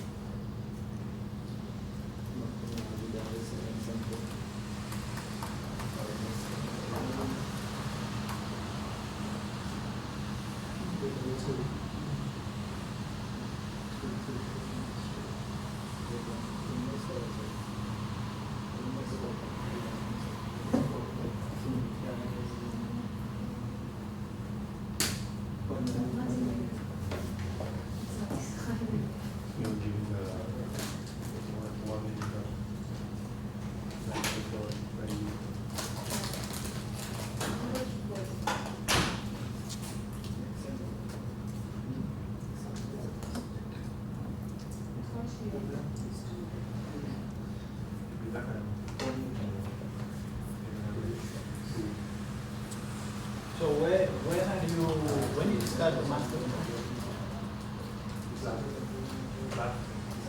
been 1 year. So you're gonna be here until the next fall.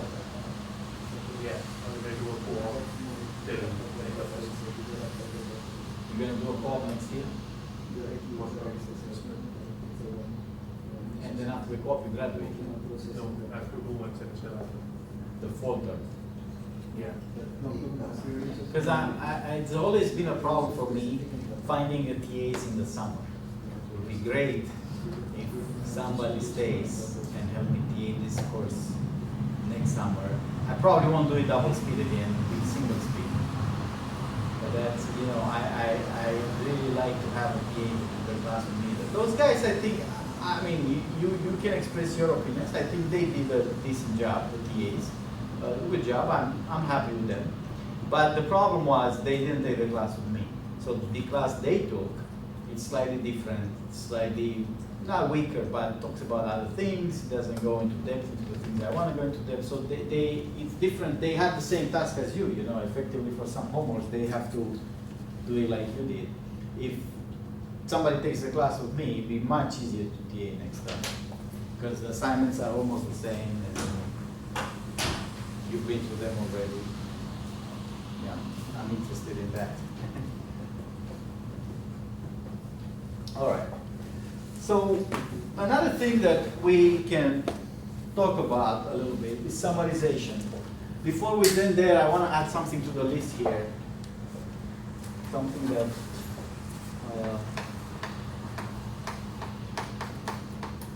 question answering. So that's something I don't have prepared, but it just came to me. It's another kind of thing that's related to what I asked. Question answering, how is question answering different than a regular web search?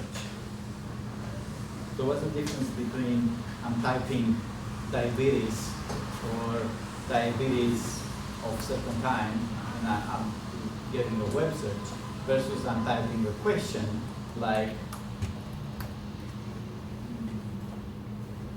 who's the wife of, I don't know, Barack Obama? Is that, can you ask Google now? Will you treat the same? If you say, whether it's a question or a regular web search, I'm going to do exactly the same thing, or you're going to do something different? Again, my question is not related to slides. I'm going to talk about this in a second. My question is, you're Google, and you have on one side a web search, which could be something like, I don't know, bombing, Boston bombing, marathon, what was it, 2013? Somebody asked about that, wants to know what it is, what happened, who's guilty, and so on and so forth. That's a web search query. And then somebody else asked, who's the wife of Barack Obama? That's a question. You're Google, would you treat those things differently if you can? Yes. Why? Because one is very specific and one is generic. So when you say who's the wife, you expect a single answer, like Michelle Obama. But when you say 2013 Boston bombing, you could get a range of information related to that specific keyword. So the one is specificity, right? One is very exact, the one an answer, the other one is not. But it's also the format of the return, right?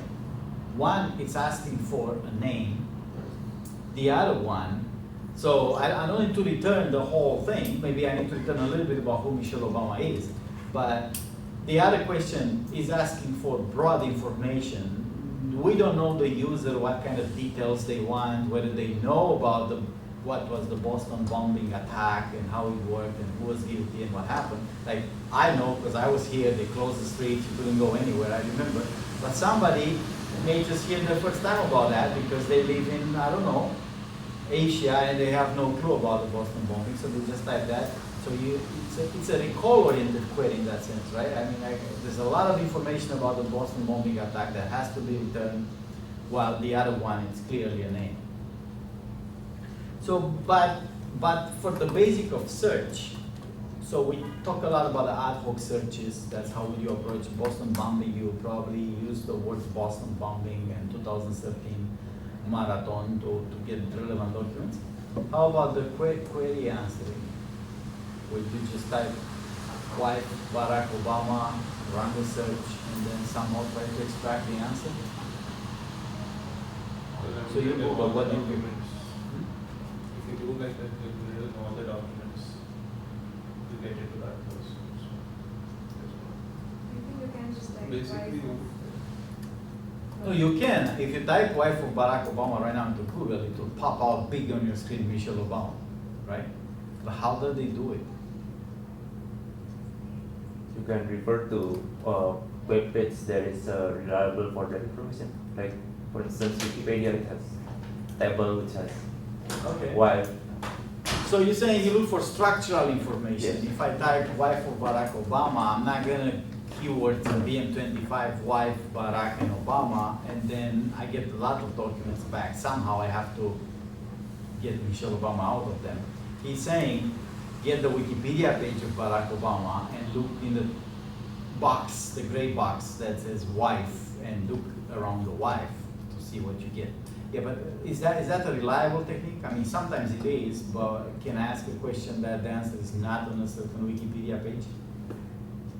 Maybe then And you then have to what have do I do? several websites that is, has some categories. Refer to structured content. knowledge-based websites. So the best way to approach this, and Google has gone very far, significantly farther than other companies in this, is to understand even approximately the structure of the query. What's Barack Obama? This is a person, right? And what am I asking? I'm asking for the spouse, wife or husband or something, right? So there's an entity and the relationship with that entity, right? So that way, once I understand the query in a structural sense, an entity and some particular relationship to it, right? Much more easier to answer, because now I know what to look for. So for a query, the fundamental difference is trying to figure out what kind of structure is in the query and what to expect for an answer. Right? Once I understand this is a guy and I'm asking about his wife, then I know I'm likely asking for a woman, and I know the last name is supposed to match. And I also know that the relationship wife or spouse, it can be quantitatively related to the person. Like in BM25 or in quantitative scores, we look for the wife everywhere in the text. In here, clearly the word wife has to appear in proximity with Barack Obama. That's true for most questions. For most questions, proximity is a bigger factor than the how many times appears in text. The keywords, eliminating off the and so on and so forth, proximity is typically key for a query. All right. So what else can I? Once I determine it's a query or to determine it's a query, what else can I tell? So I have this idea of structure that is an entity and the immediate relationship to the entity. What would be another example of this? Boston weather. Right? I could be asking for the climate, but typically Boston weather means today. So Boston weather, I have to realize what? Boston is what kind of entity? It's a city, it's a place. And weather is what kind of relationship? Oh, it asks me about rain and sun and all that, right? What kind of other questions can I think about? Is just say an entity and a relationship to it. Oh, currency converter. Right. So that's really not an entity. Maybe US dollar converter. So that's a currency. I have to know what kind of entity it is, and then I have to know what am I trying to do with it. Now, both those things are hard to estimate in a global scale. For entities, I can have dictionaries, right? I can have a lot of dictionaries with names, locations, companies, so on and so forth. Especially the popular ones, I could get from a dictionary. But the relationships sometimes are very hard to, people use all kinds of verbs that are not immediately translated to direct relations. But the Google Graph is an attempt to map this as a large scale, entities, relations, and then the rest of the triplet in the Google Graph is whatever else was there in text in the documents. Yes? Do you have a feel for how many nodes and edges the graph might be? I don't know. I don't think they published that. I think it grew much bigger recently, but I don't know. Back to question answering. What else can I tell immediately, syntactically? How do I look at the query and say, that's a question, and not just the question? I know what the answer should be. Entity tagging. You tag each word as an entity. Like, is it a person, organization? No, it's something easier than that. What kind of phrase?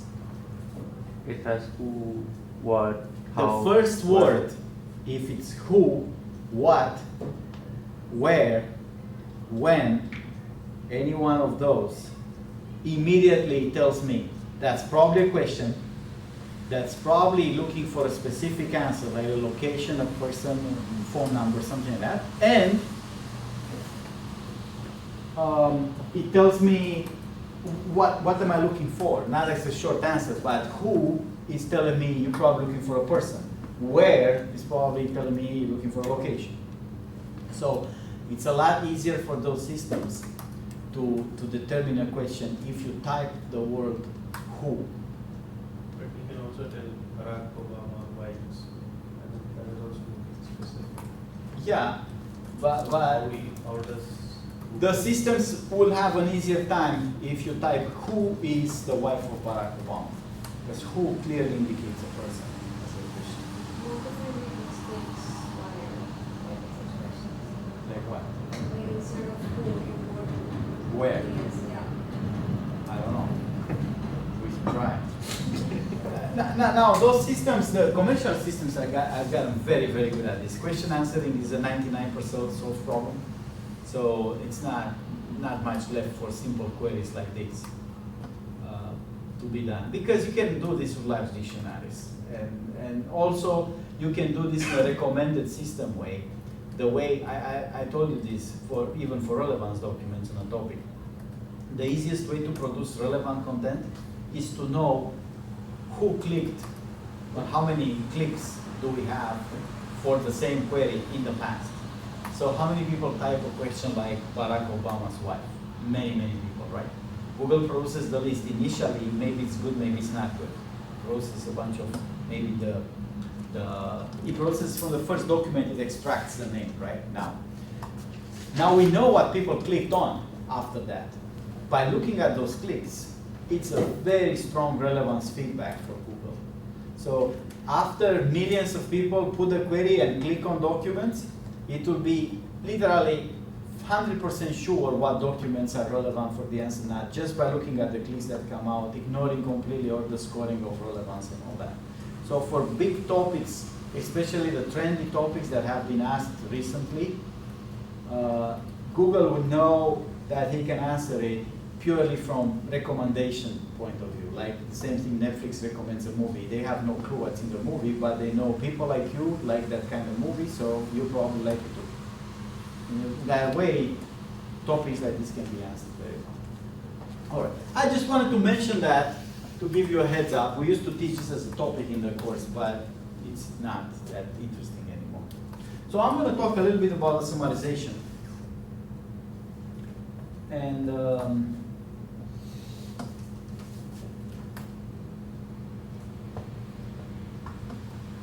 want to show you four tables here. So this is, I think, one document summarization.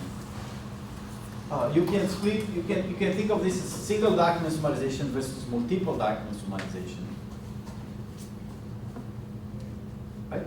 Single document I want to summarize versus multiple documents I want to summarize. Is there a difference? Like, I'm not talking about techniques. I'm talking about what the task is. If I have 7 documents, can I just concatenate them, make one document and say summarizes?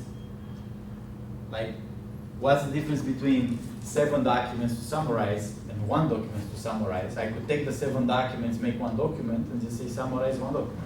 Is that the same task? So somebody tells you have to create a summary from this document, that's this paper, and next day that tells you have to create a summary from these 7 documents. Is it a different task or the same task? Define what is the relation. So if I say summarize multiple documents, what does summary supposed to contain? It will need parts of each of the documents if there are multiple. What parts? So a single document summary will have only topics related to that particular document, but if you have multiple documents, you need a summary of topics from each of the documents. But can I do that by just concatenating the 7 documents and then do just one document summarization? Wouldn't I get topics from all documents now? I think the task is different. The purpose of a summary, what's the purpose of a summary when I have 7 documents? Just from each document and combine this. But what parts are good to put in a summary if I have 7 documents? How do I determine a particular part goes in the summary? Obviously a summary, we all know it's much smaller than the actual source, right? So each document might be 6 pages long, times 7, I get 42 pages. But the summary is supposed to be 1 page. So obviously some stuff will get left out. So if I have a multiple document summarization, I have 7 documents I want to summarize, what goes in and what goes out? I'm reading those 7 documents. How do I determine some fact, sentence, whatever statement is written there that's important to put in the summary? And how do I determine, this thing is not that important, leave it out?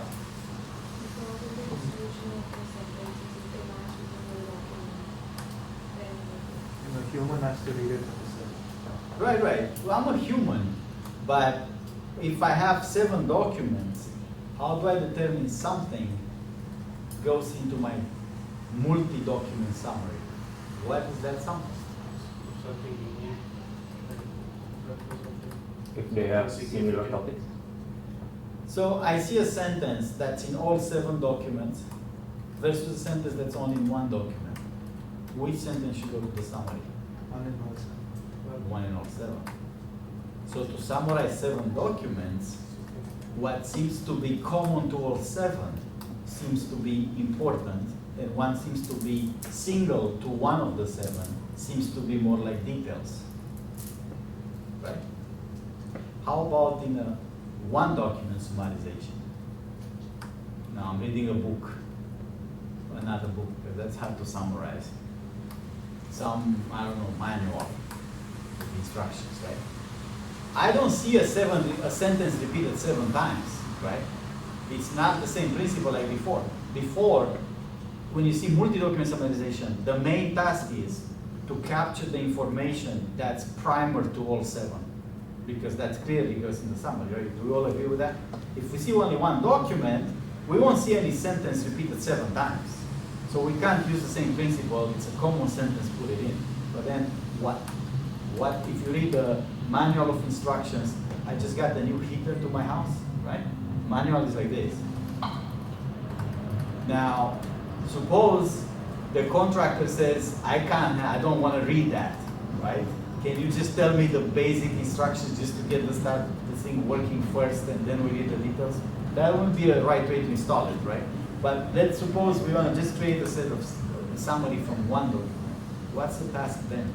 You can see the structure, or say if it is like has a list, then it's probably something important. You can, or table.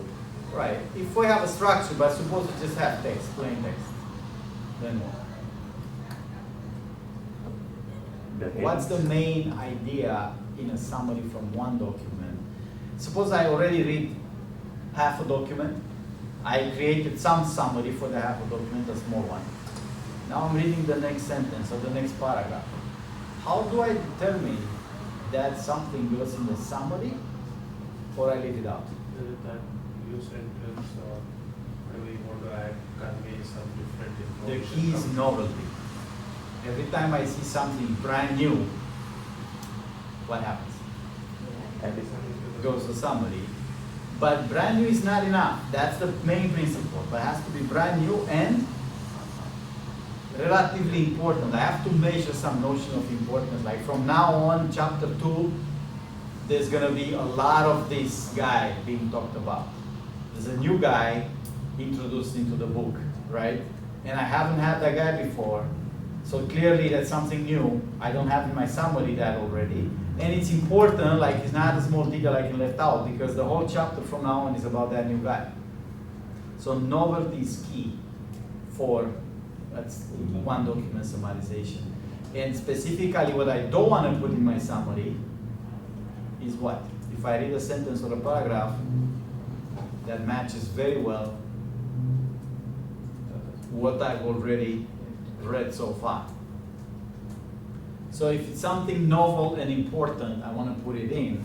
If it's something that just repeats or recaps, or it's a small detail of the information from before, probably I don't want to put it in. Make sense?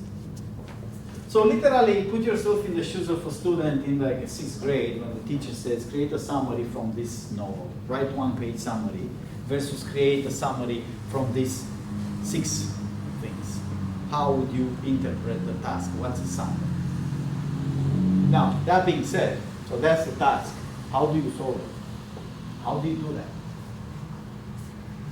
If it is for one particular document, as you said, then you can call the TF idea or the idea for What? For the topic, like for the paragraphs, novelty. Right, You so want here's to what find- these people do. I think it's important to realize that for summarization, we need some units of segmentation, right?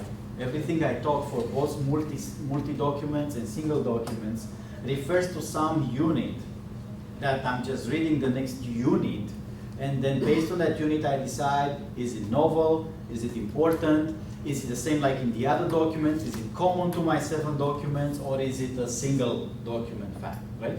So before we even do this, we have to have some unit. The typical unit will be Paragraphs. sentence. Oh. Sentence. The people express their thoughts typically in atomic sentences, and that's what we teach kids in school to do.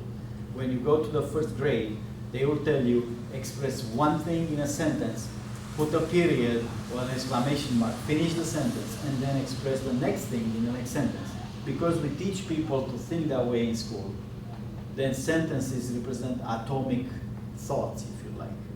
Now, some people like to create super long sentences, or some people write very short sentences that don't mean anything by themselves, but in principle, sentence is the typical view. How do we segment sentences? By punctuation, right? Typically, there are more fancy ways to do that. I mean, yeah, when you try to understand the meaning of sentences, sometimes it makes sense to go over the punctuation, because it's the same meaning expressed into, like, you know, some people write weird stuff, like they put a period and then they continue the sentence that they were, you know, writing. Or sometimes it's better to break a sentence because you're really talking about three things, and because people didn't, you know, segment it properly.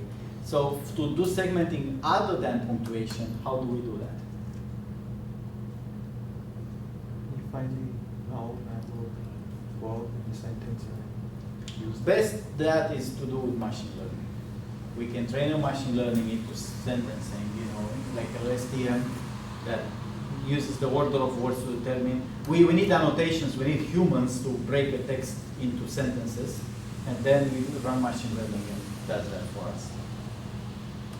It will sometimes break a sentence when it's not a period or an exclamation mark or a question mark, and sometimes go over one if it fits in the order of words dictated. So how is this working? Sentence segmentation, right? And NE stands for name entity. Yeah. Part of speech is POS, right? So answer part of speech and name entity. What happens here is typically there's two parts. One is extracting the sentences that I need, and then there's a re-ranking machinery that has competing objectives. One objective is importance. I want to put in a summary most important sentence first, even that was not the first sentence in the book that I was reading or the document. The other criteria is novelty, and sometimes this coherence has to do with it's an attempt at making sense, right?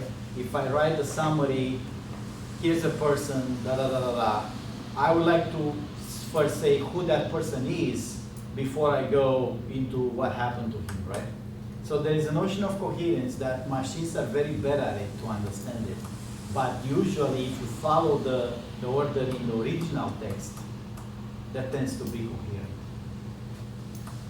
So I have sentence segmentation, identification, that's the syntactic part. I have feature extractions. Feature extraction helps the ranking part in here, right? I can determine what seems more important. Summaries in general are hard to do. Almost every summary, general purpose summary, would follow the order from the text.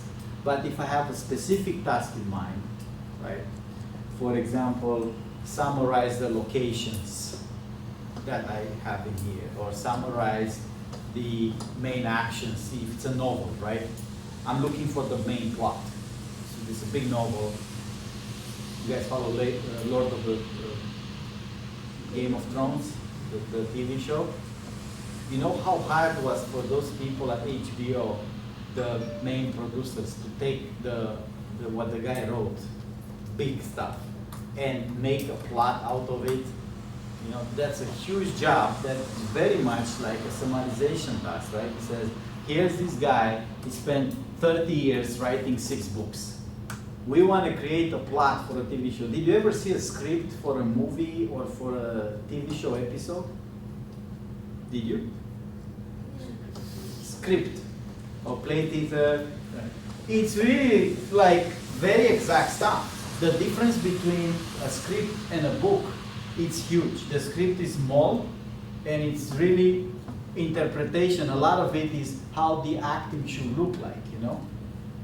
So that's pretty much like a summary. I have to take these books, eliminate a lot of details, and focus on, you know, visuals because I'm producing a movie, right? So in that sense, even if you read the books, the Lord of the not the Lord of the Game of Thrones books, they actually re-ranked the action a little bit. The action in the movie doesn't happen the same way as the action in the book. So that's not a summarization task, but similar. Okay. So then, once I do this, a big problem for summaries is to how to evaluate them. I mean, every system that does some sort of AI needs to be evaluated, typically on test data. So how about, this is a one document summarization, right? How about the multi-document summarization? How do I do that?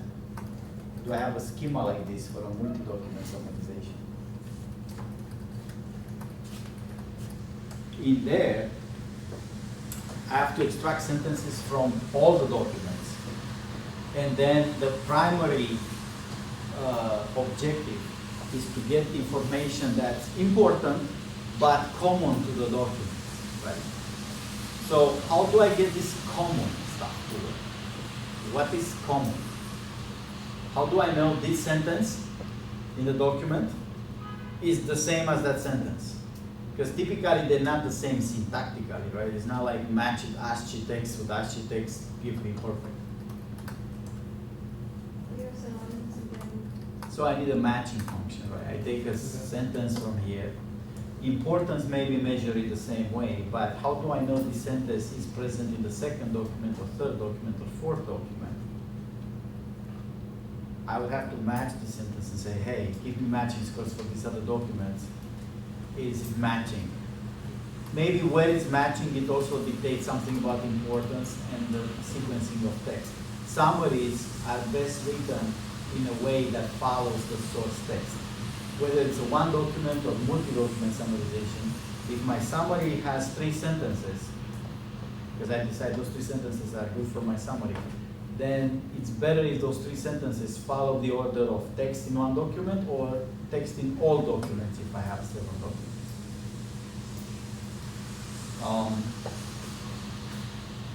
So I have other things here. Text summarization techniques. Let's see. Sentence scoring, sentence selection.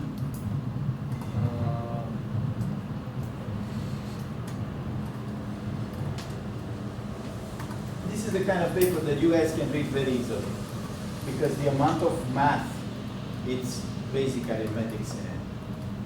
Unfortunately, these kind of papers are not what makes summary works that well.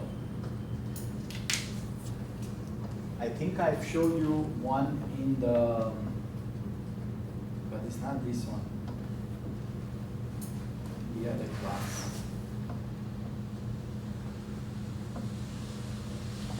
So what these guys talk about here is creating a graph with some edge connectivity.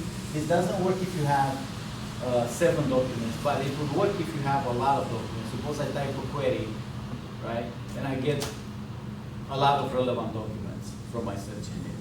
I have to summarize those. A lot of the information, especially news articles, are going to follow the order very consistently in the news event. So from one page to the other page to the other page.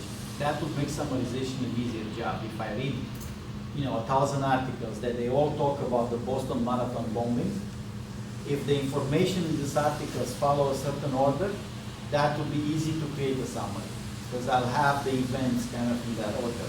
If the 1,000 documents that I have follow different orders, that's going to make my life difficult with the summary. But still I can create a graph between the entities and then try to measure, say, how many documents talk about the relationship between those 2 entities. If it's all the documents I have, then that relationship seems to be important. The one paper that I want to show you here is not this one. This one. I think this is the one that you guys have to do in the data mining. Yeah, that's the one. So the basic idea in this paper is to create, this is a measurement between two distributions, PD and PS, right?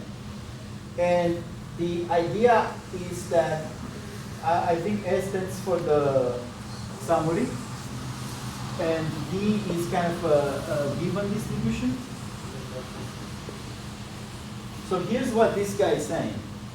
I want to create a summary with the purpose of minimizing the scale distance. Scale distance is minimum when the two distributions are identical, right?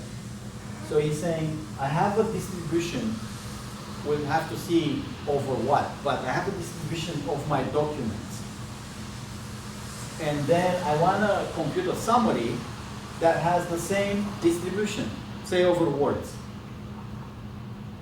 Would this be indicative of what I want to do? So think about, I have 7 documents. If I look at the probability of all 7 documents over words, I get a distribution, I get a sense of what these documents are about. Now, can I create a summary which is a much smaller document, say only half a page, that has the same distribution over words as my 7 documents? Probably I can. Would that summary be meaningful for the 7 documents?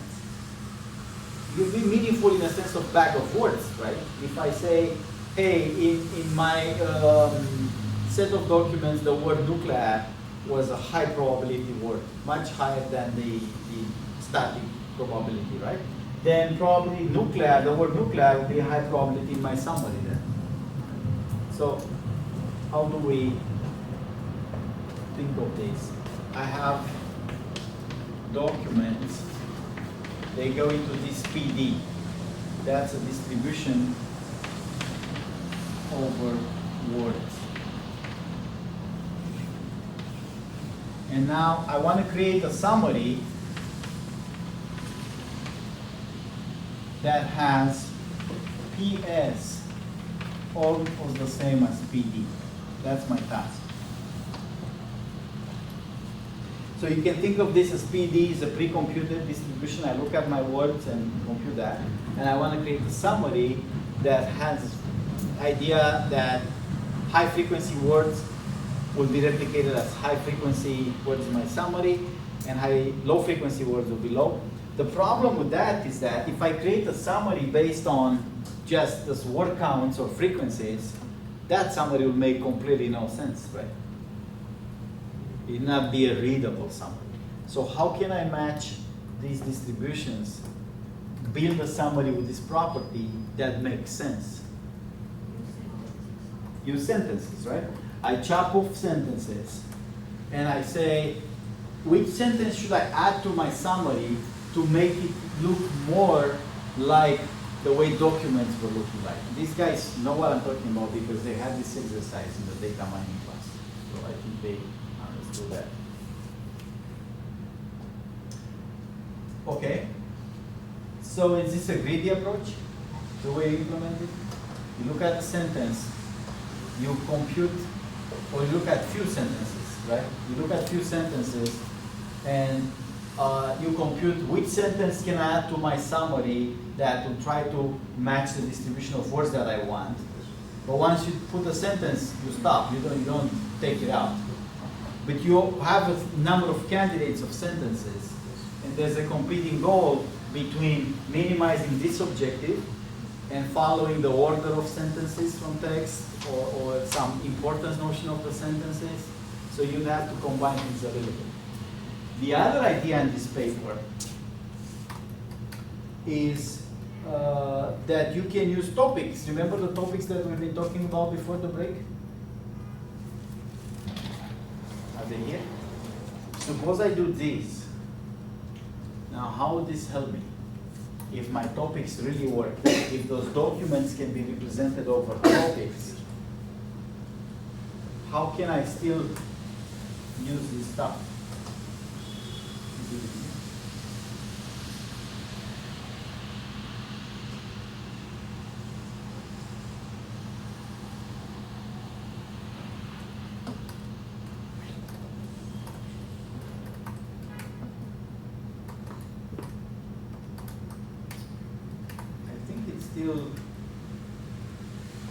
based on the tail distance, no?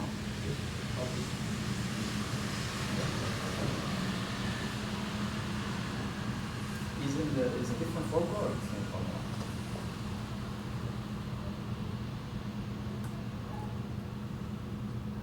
I don't think they have another formula here.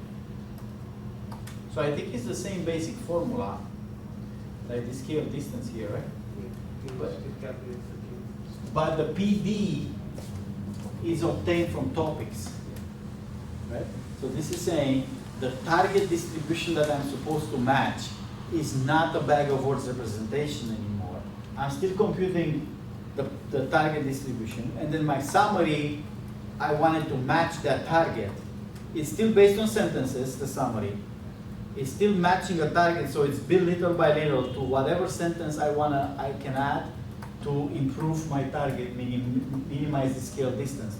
But the target is now based on those topics. So it has the potential to do much more than bag of words representation. Did it work when you implemented it? Meaning give you a better summary? Yeah. Really? Because I think some students were complaining, hey, it gets worse. The one more thing that we have to discuss for summarization is how do you evaluate? So like in everything in academia or in production, you need to evaluate it. The measure for evaluating summary is called Rouge. There are many good metrics, but this is sometimes some basic one that everybody's using.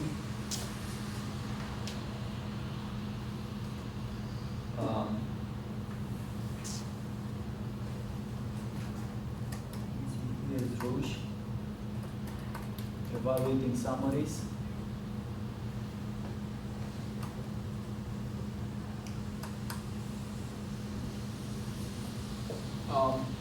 The way it works, it takes your summary, which is a sequence of sentences,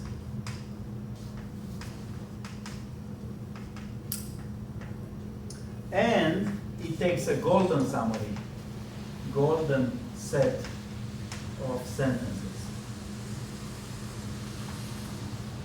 It takes two things. And it tries to compute for each set of the golden set sentences, each sentence here, whether you got it in your summary or not. That would be a recall-based idea, right? If I measure, here's a sentence in a goal set, you get it or not get it. The way to maximize that score would be to return everything. So I have to do not the minimum, I have to be aware of the summary size. So how do I get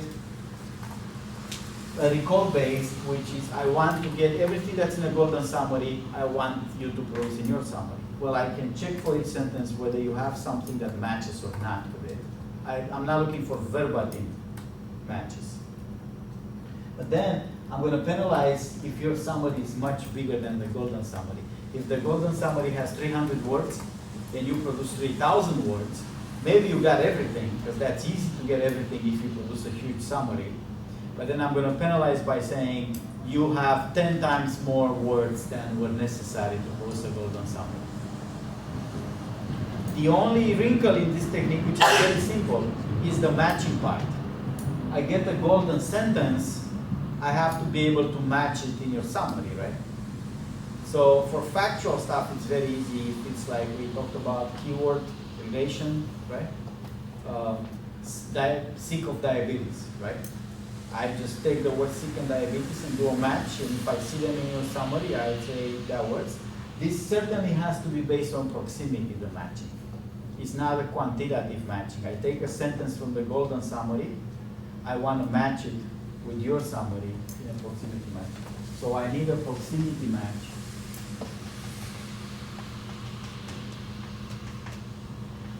It's based on skip-grams between a golden sentence and the input summary. And I think there's many versions of Rouge. Rouge L, depending how you want to implement this matching. Rouge, Rouge P or Rouge W, right? Tells you how to do those matches. Very popular measure for summarization. Now, people have looked for specific summaries, like medical domain I know better for other measures, but if you want to do summarization, you typically want to know what Rouge is. So if you go for an interview that you know they do a text and you're likely going to be asked some NLP question, some summarization question, you got to know how the Rouge method works. I have another one here.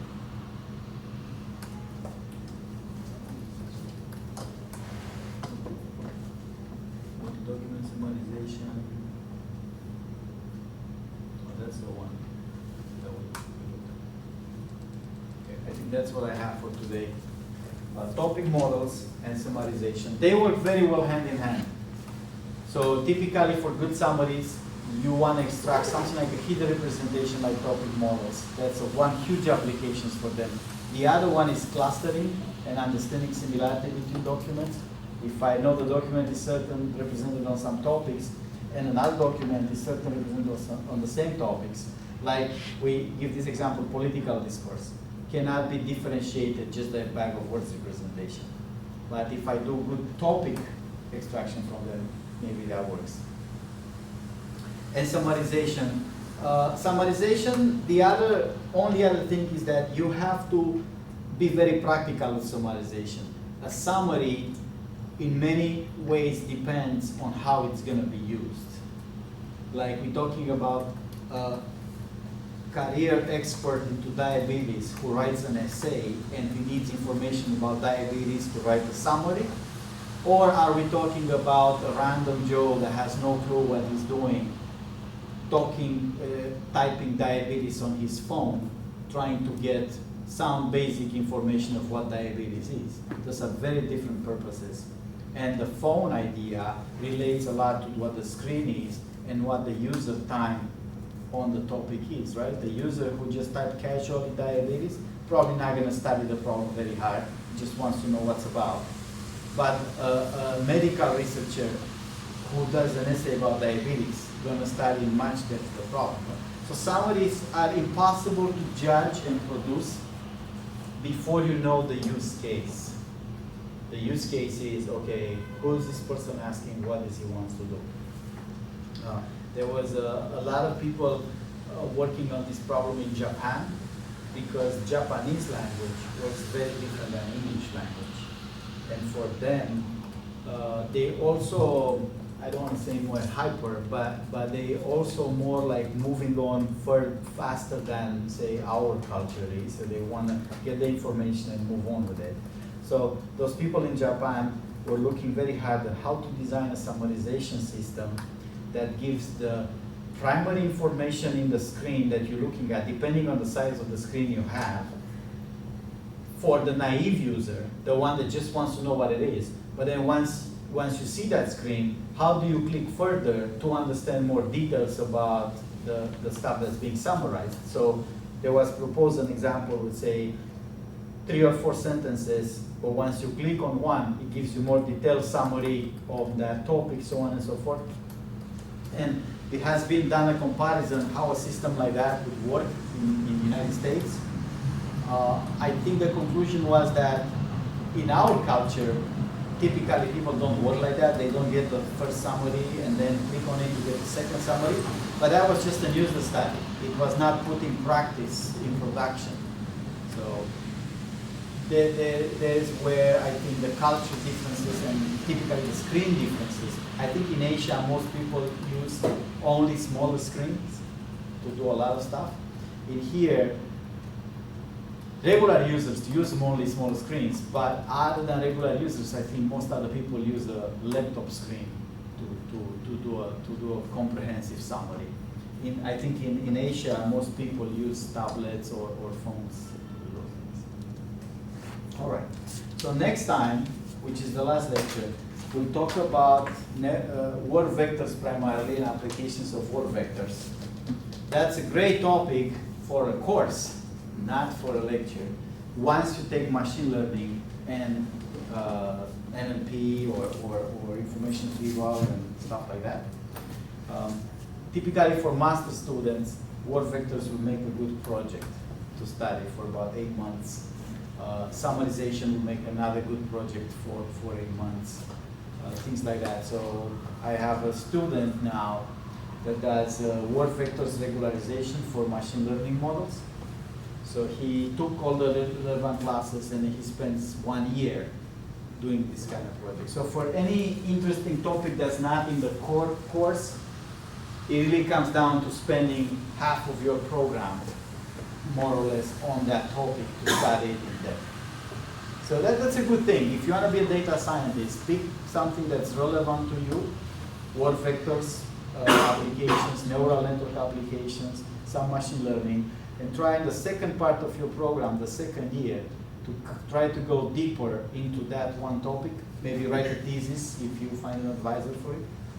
You won't get to the level of a PhD student needs to get, but you can get farther than you think, because PhD students get stuck with TAing and take classes that are not directly relevant for this. So what you can do in 1 year by focusing on one topic may be equivalent of 2 years of a PhD life. And that's a good thing to try, I would say, to differentiate yourself from the other master students, but also to learn beyond the basics of, main 6 topics or so that you get in data mining or AI. All right. So homework 6 and 7, guys.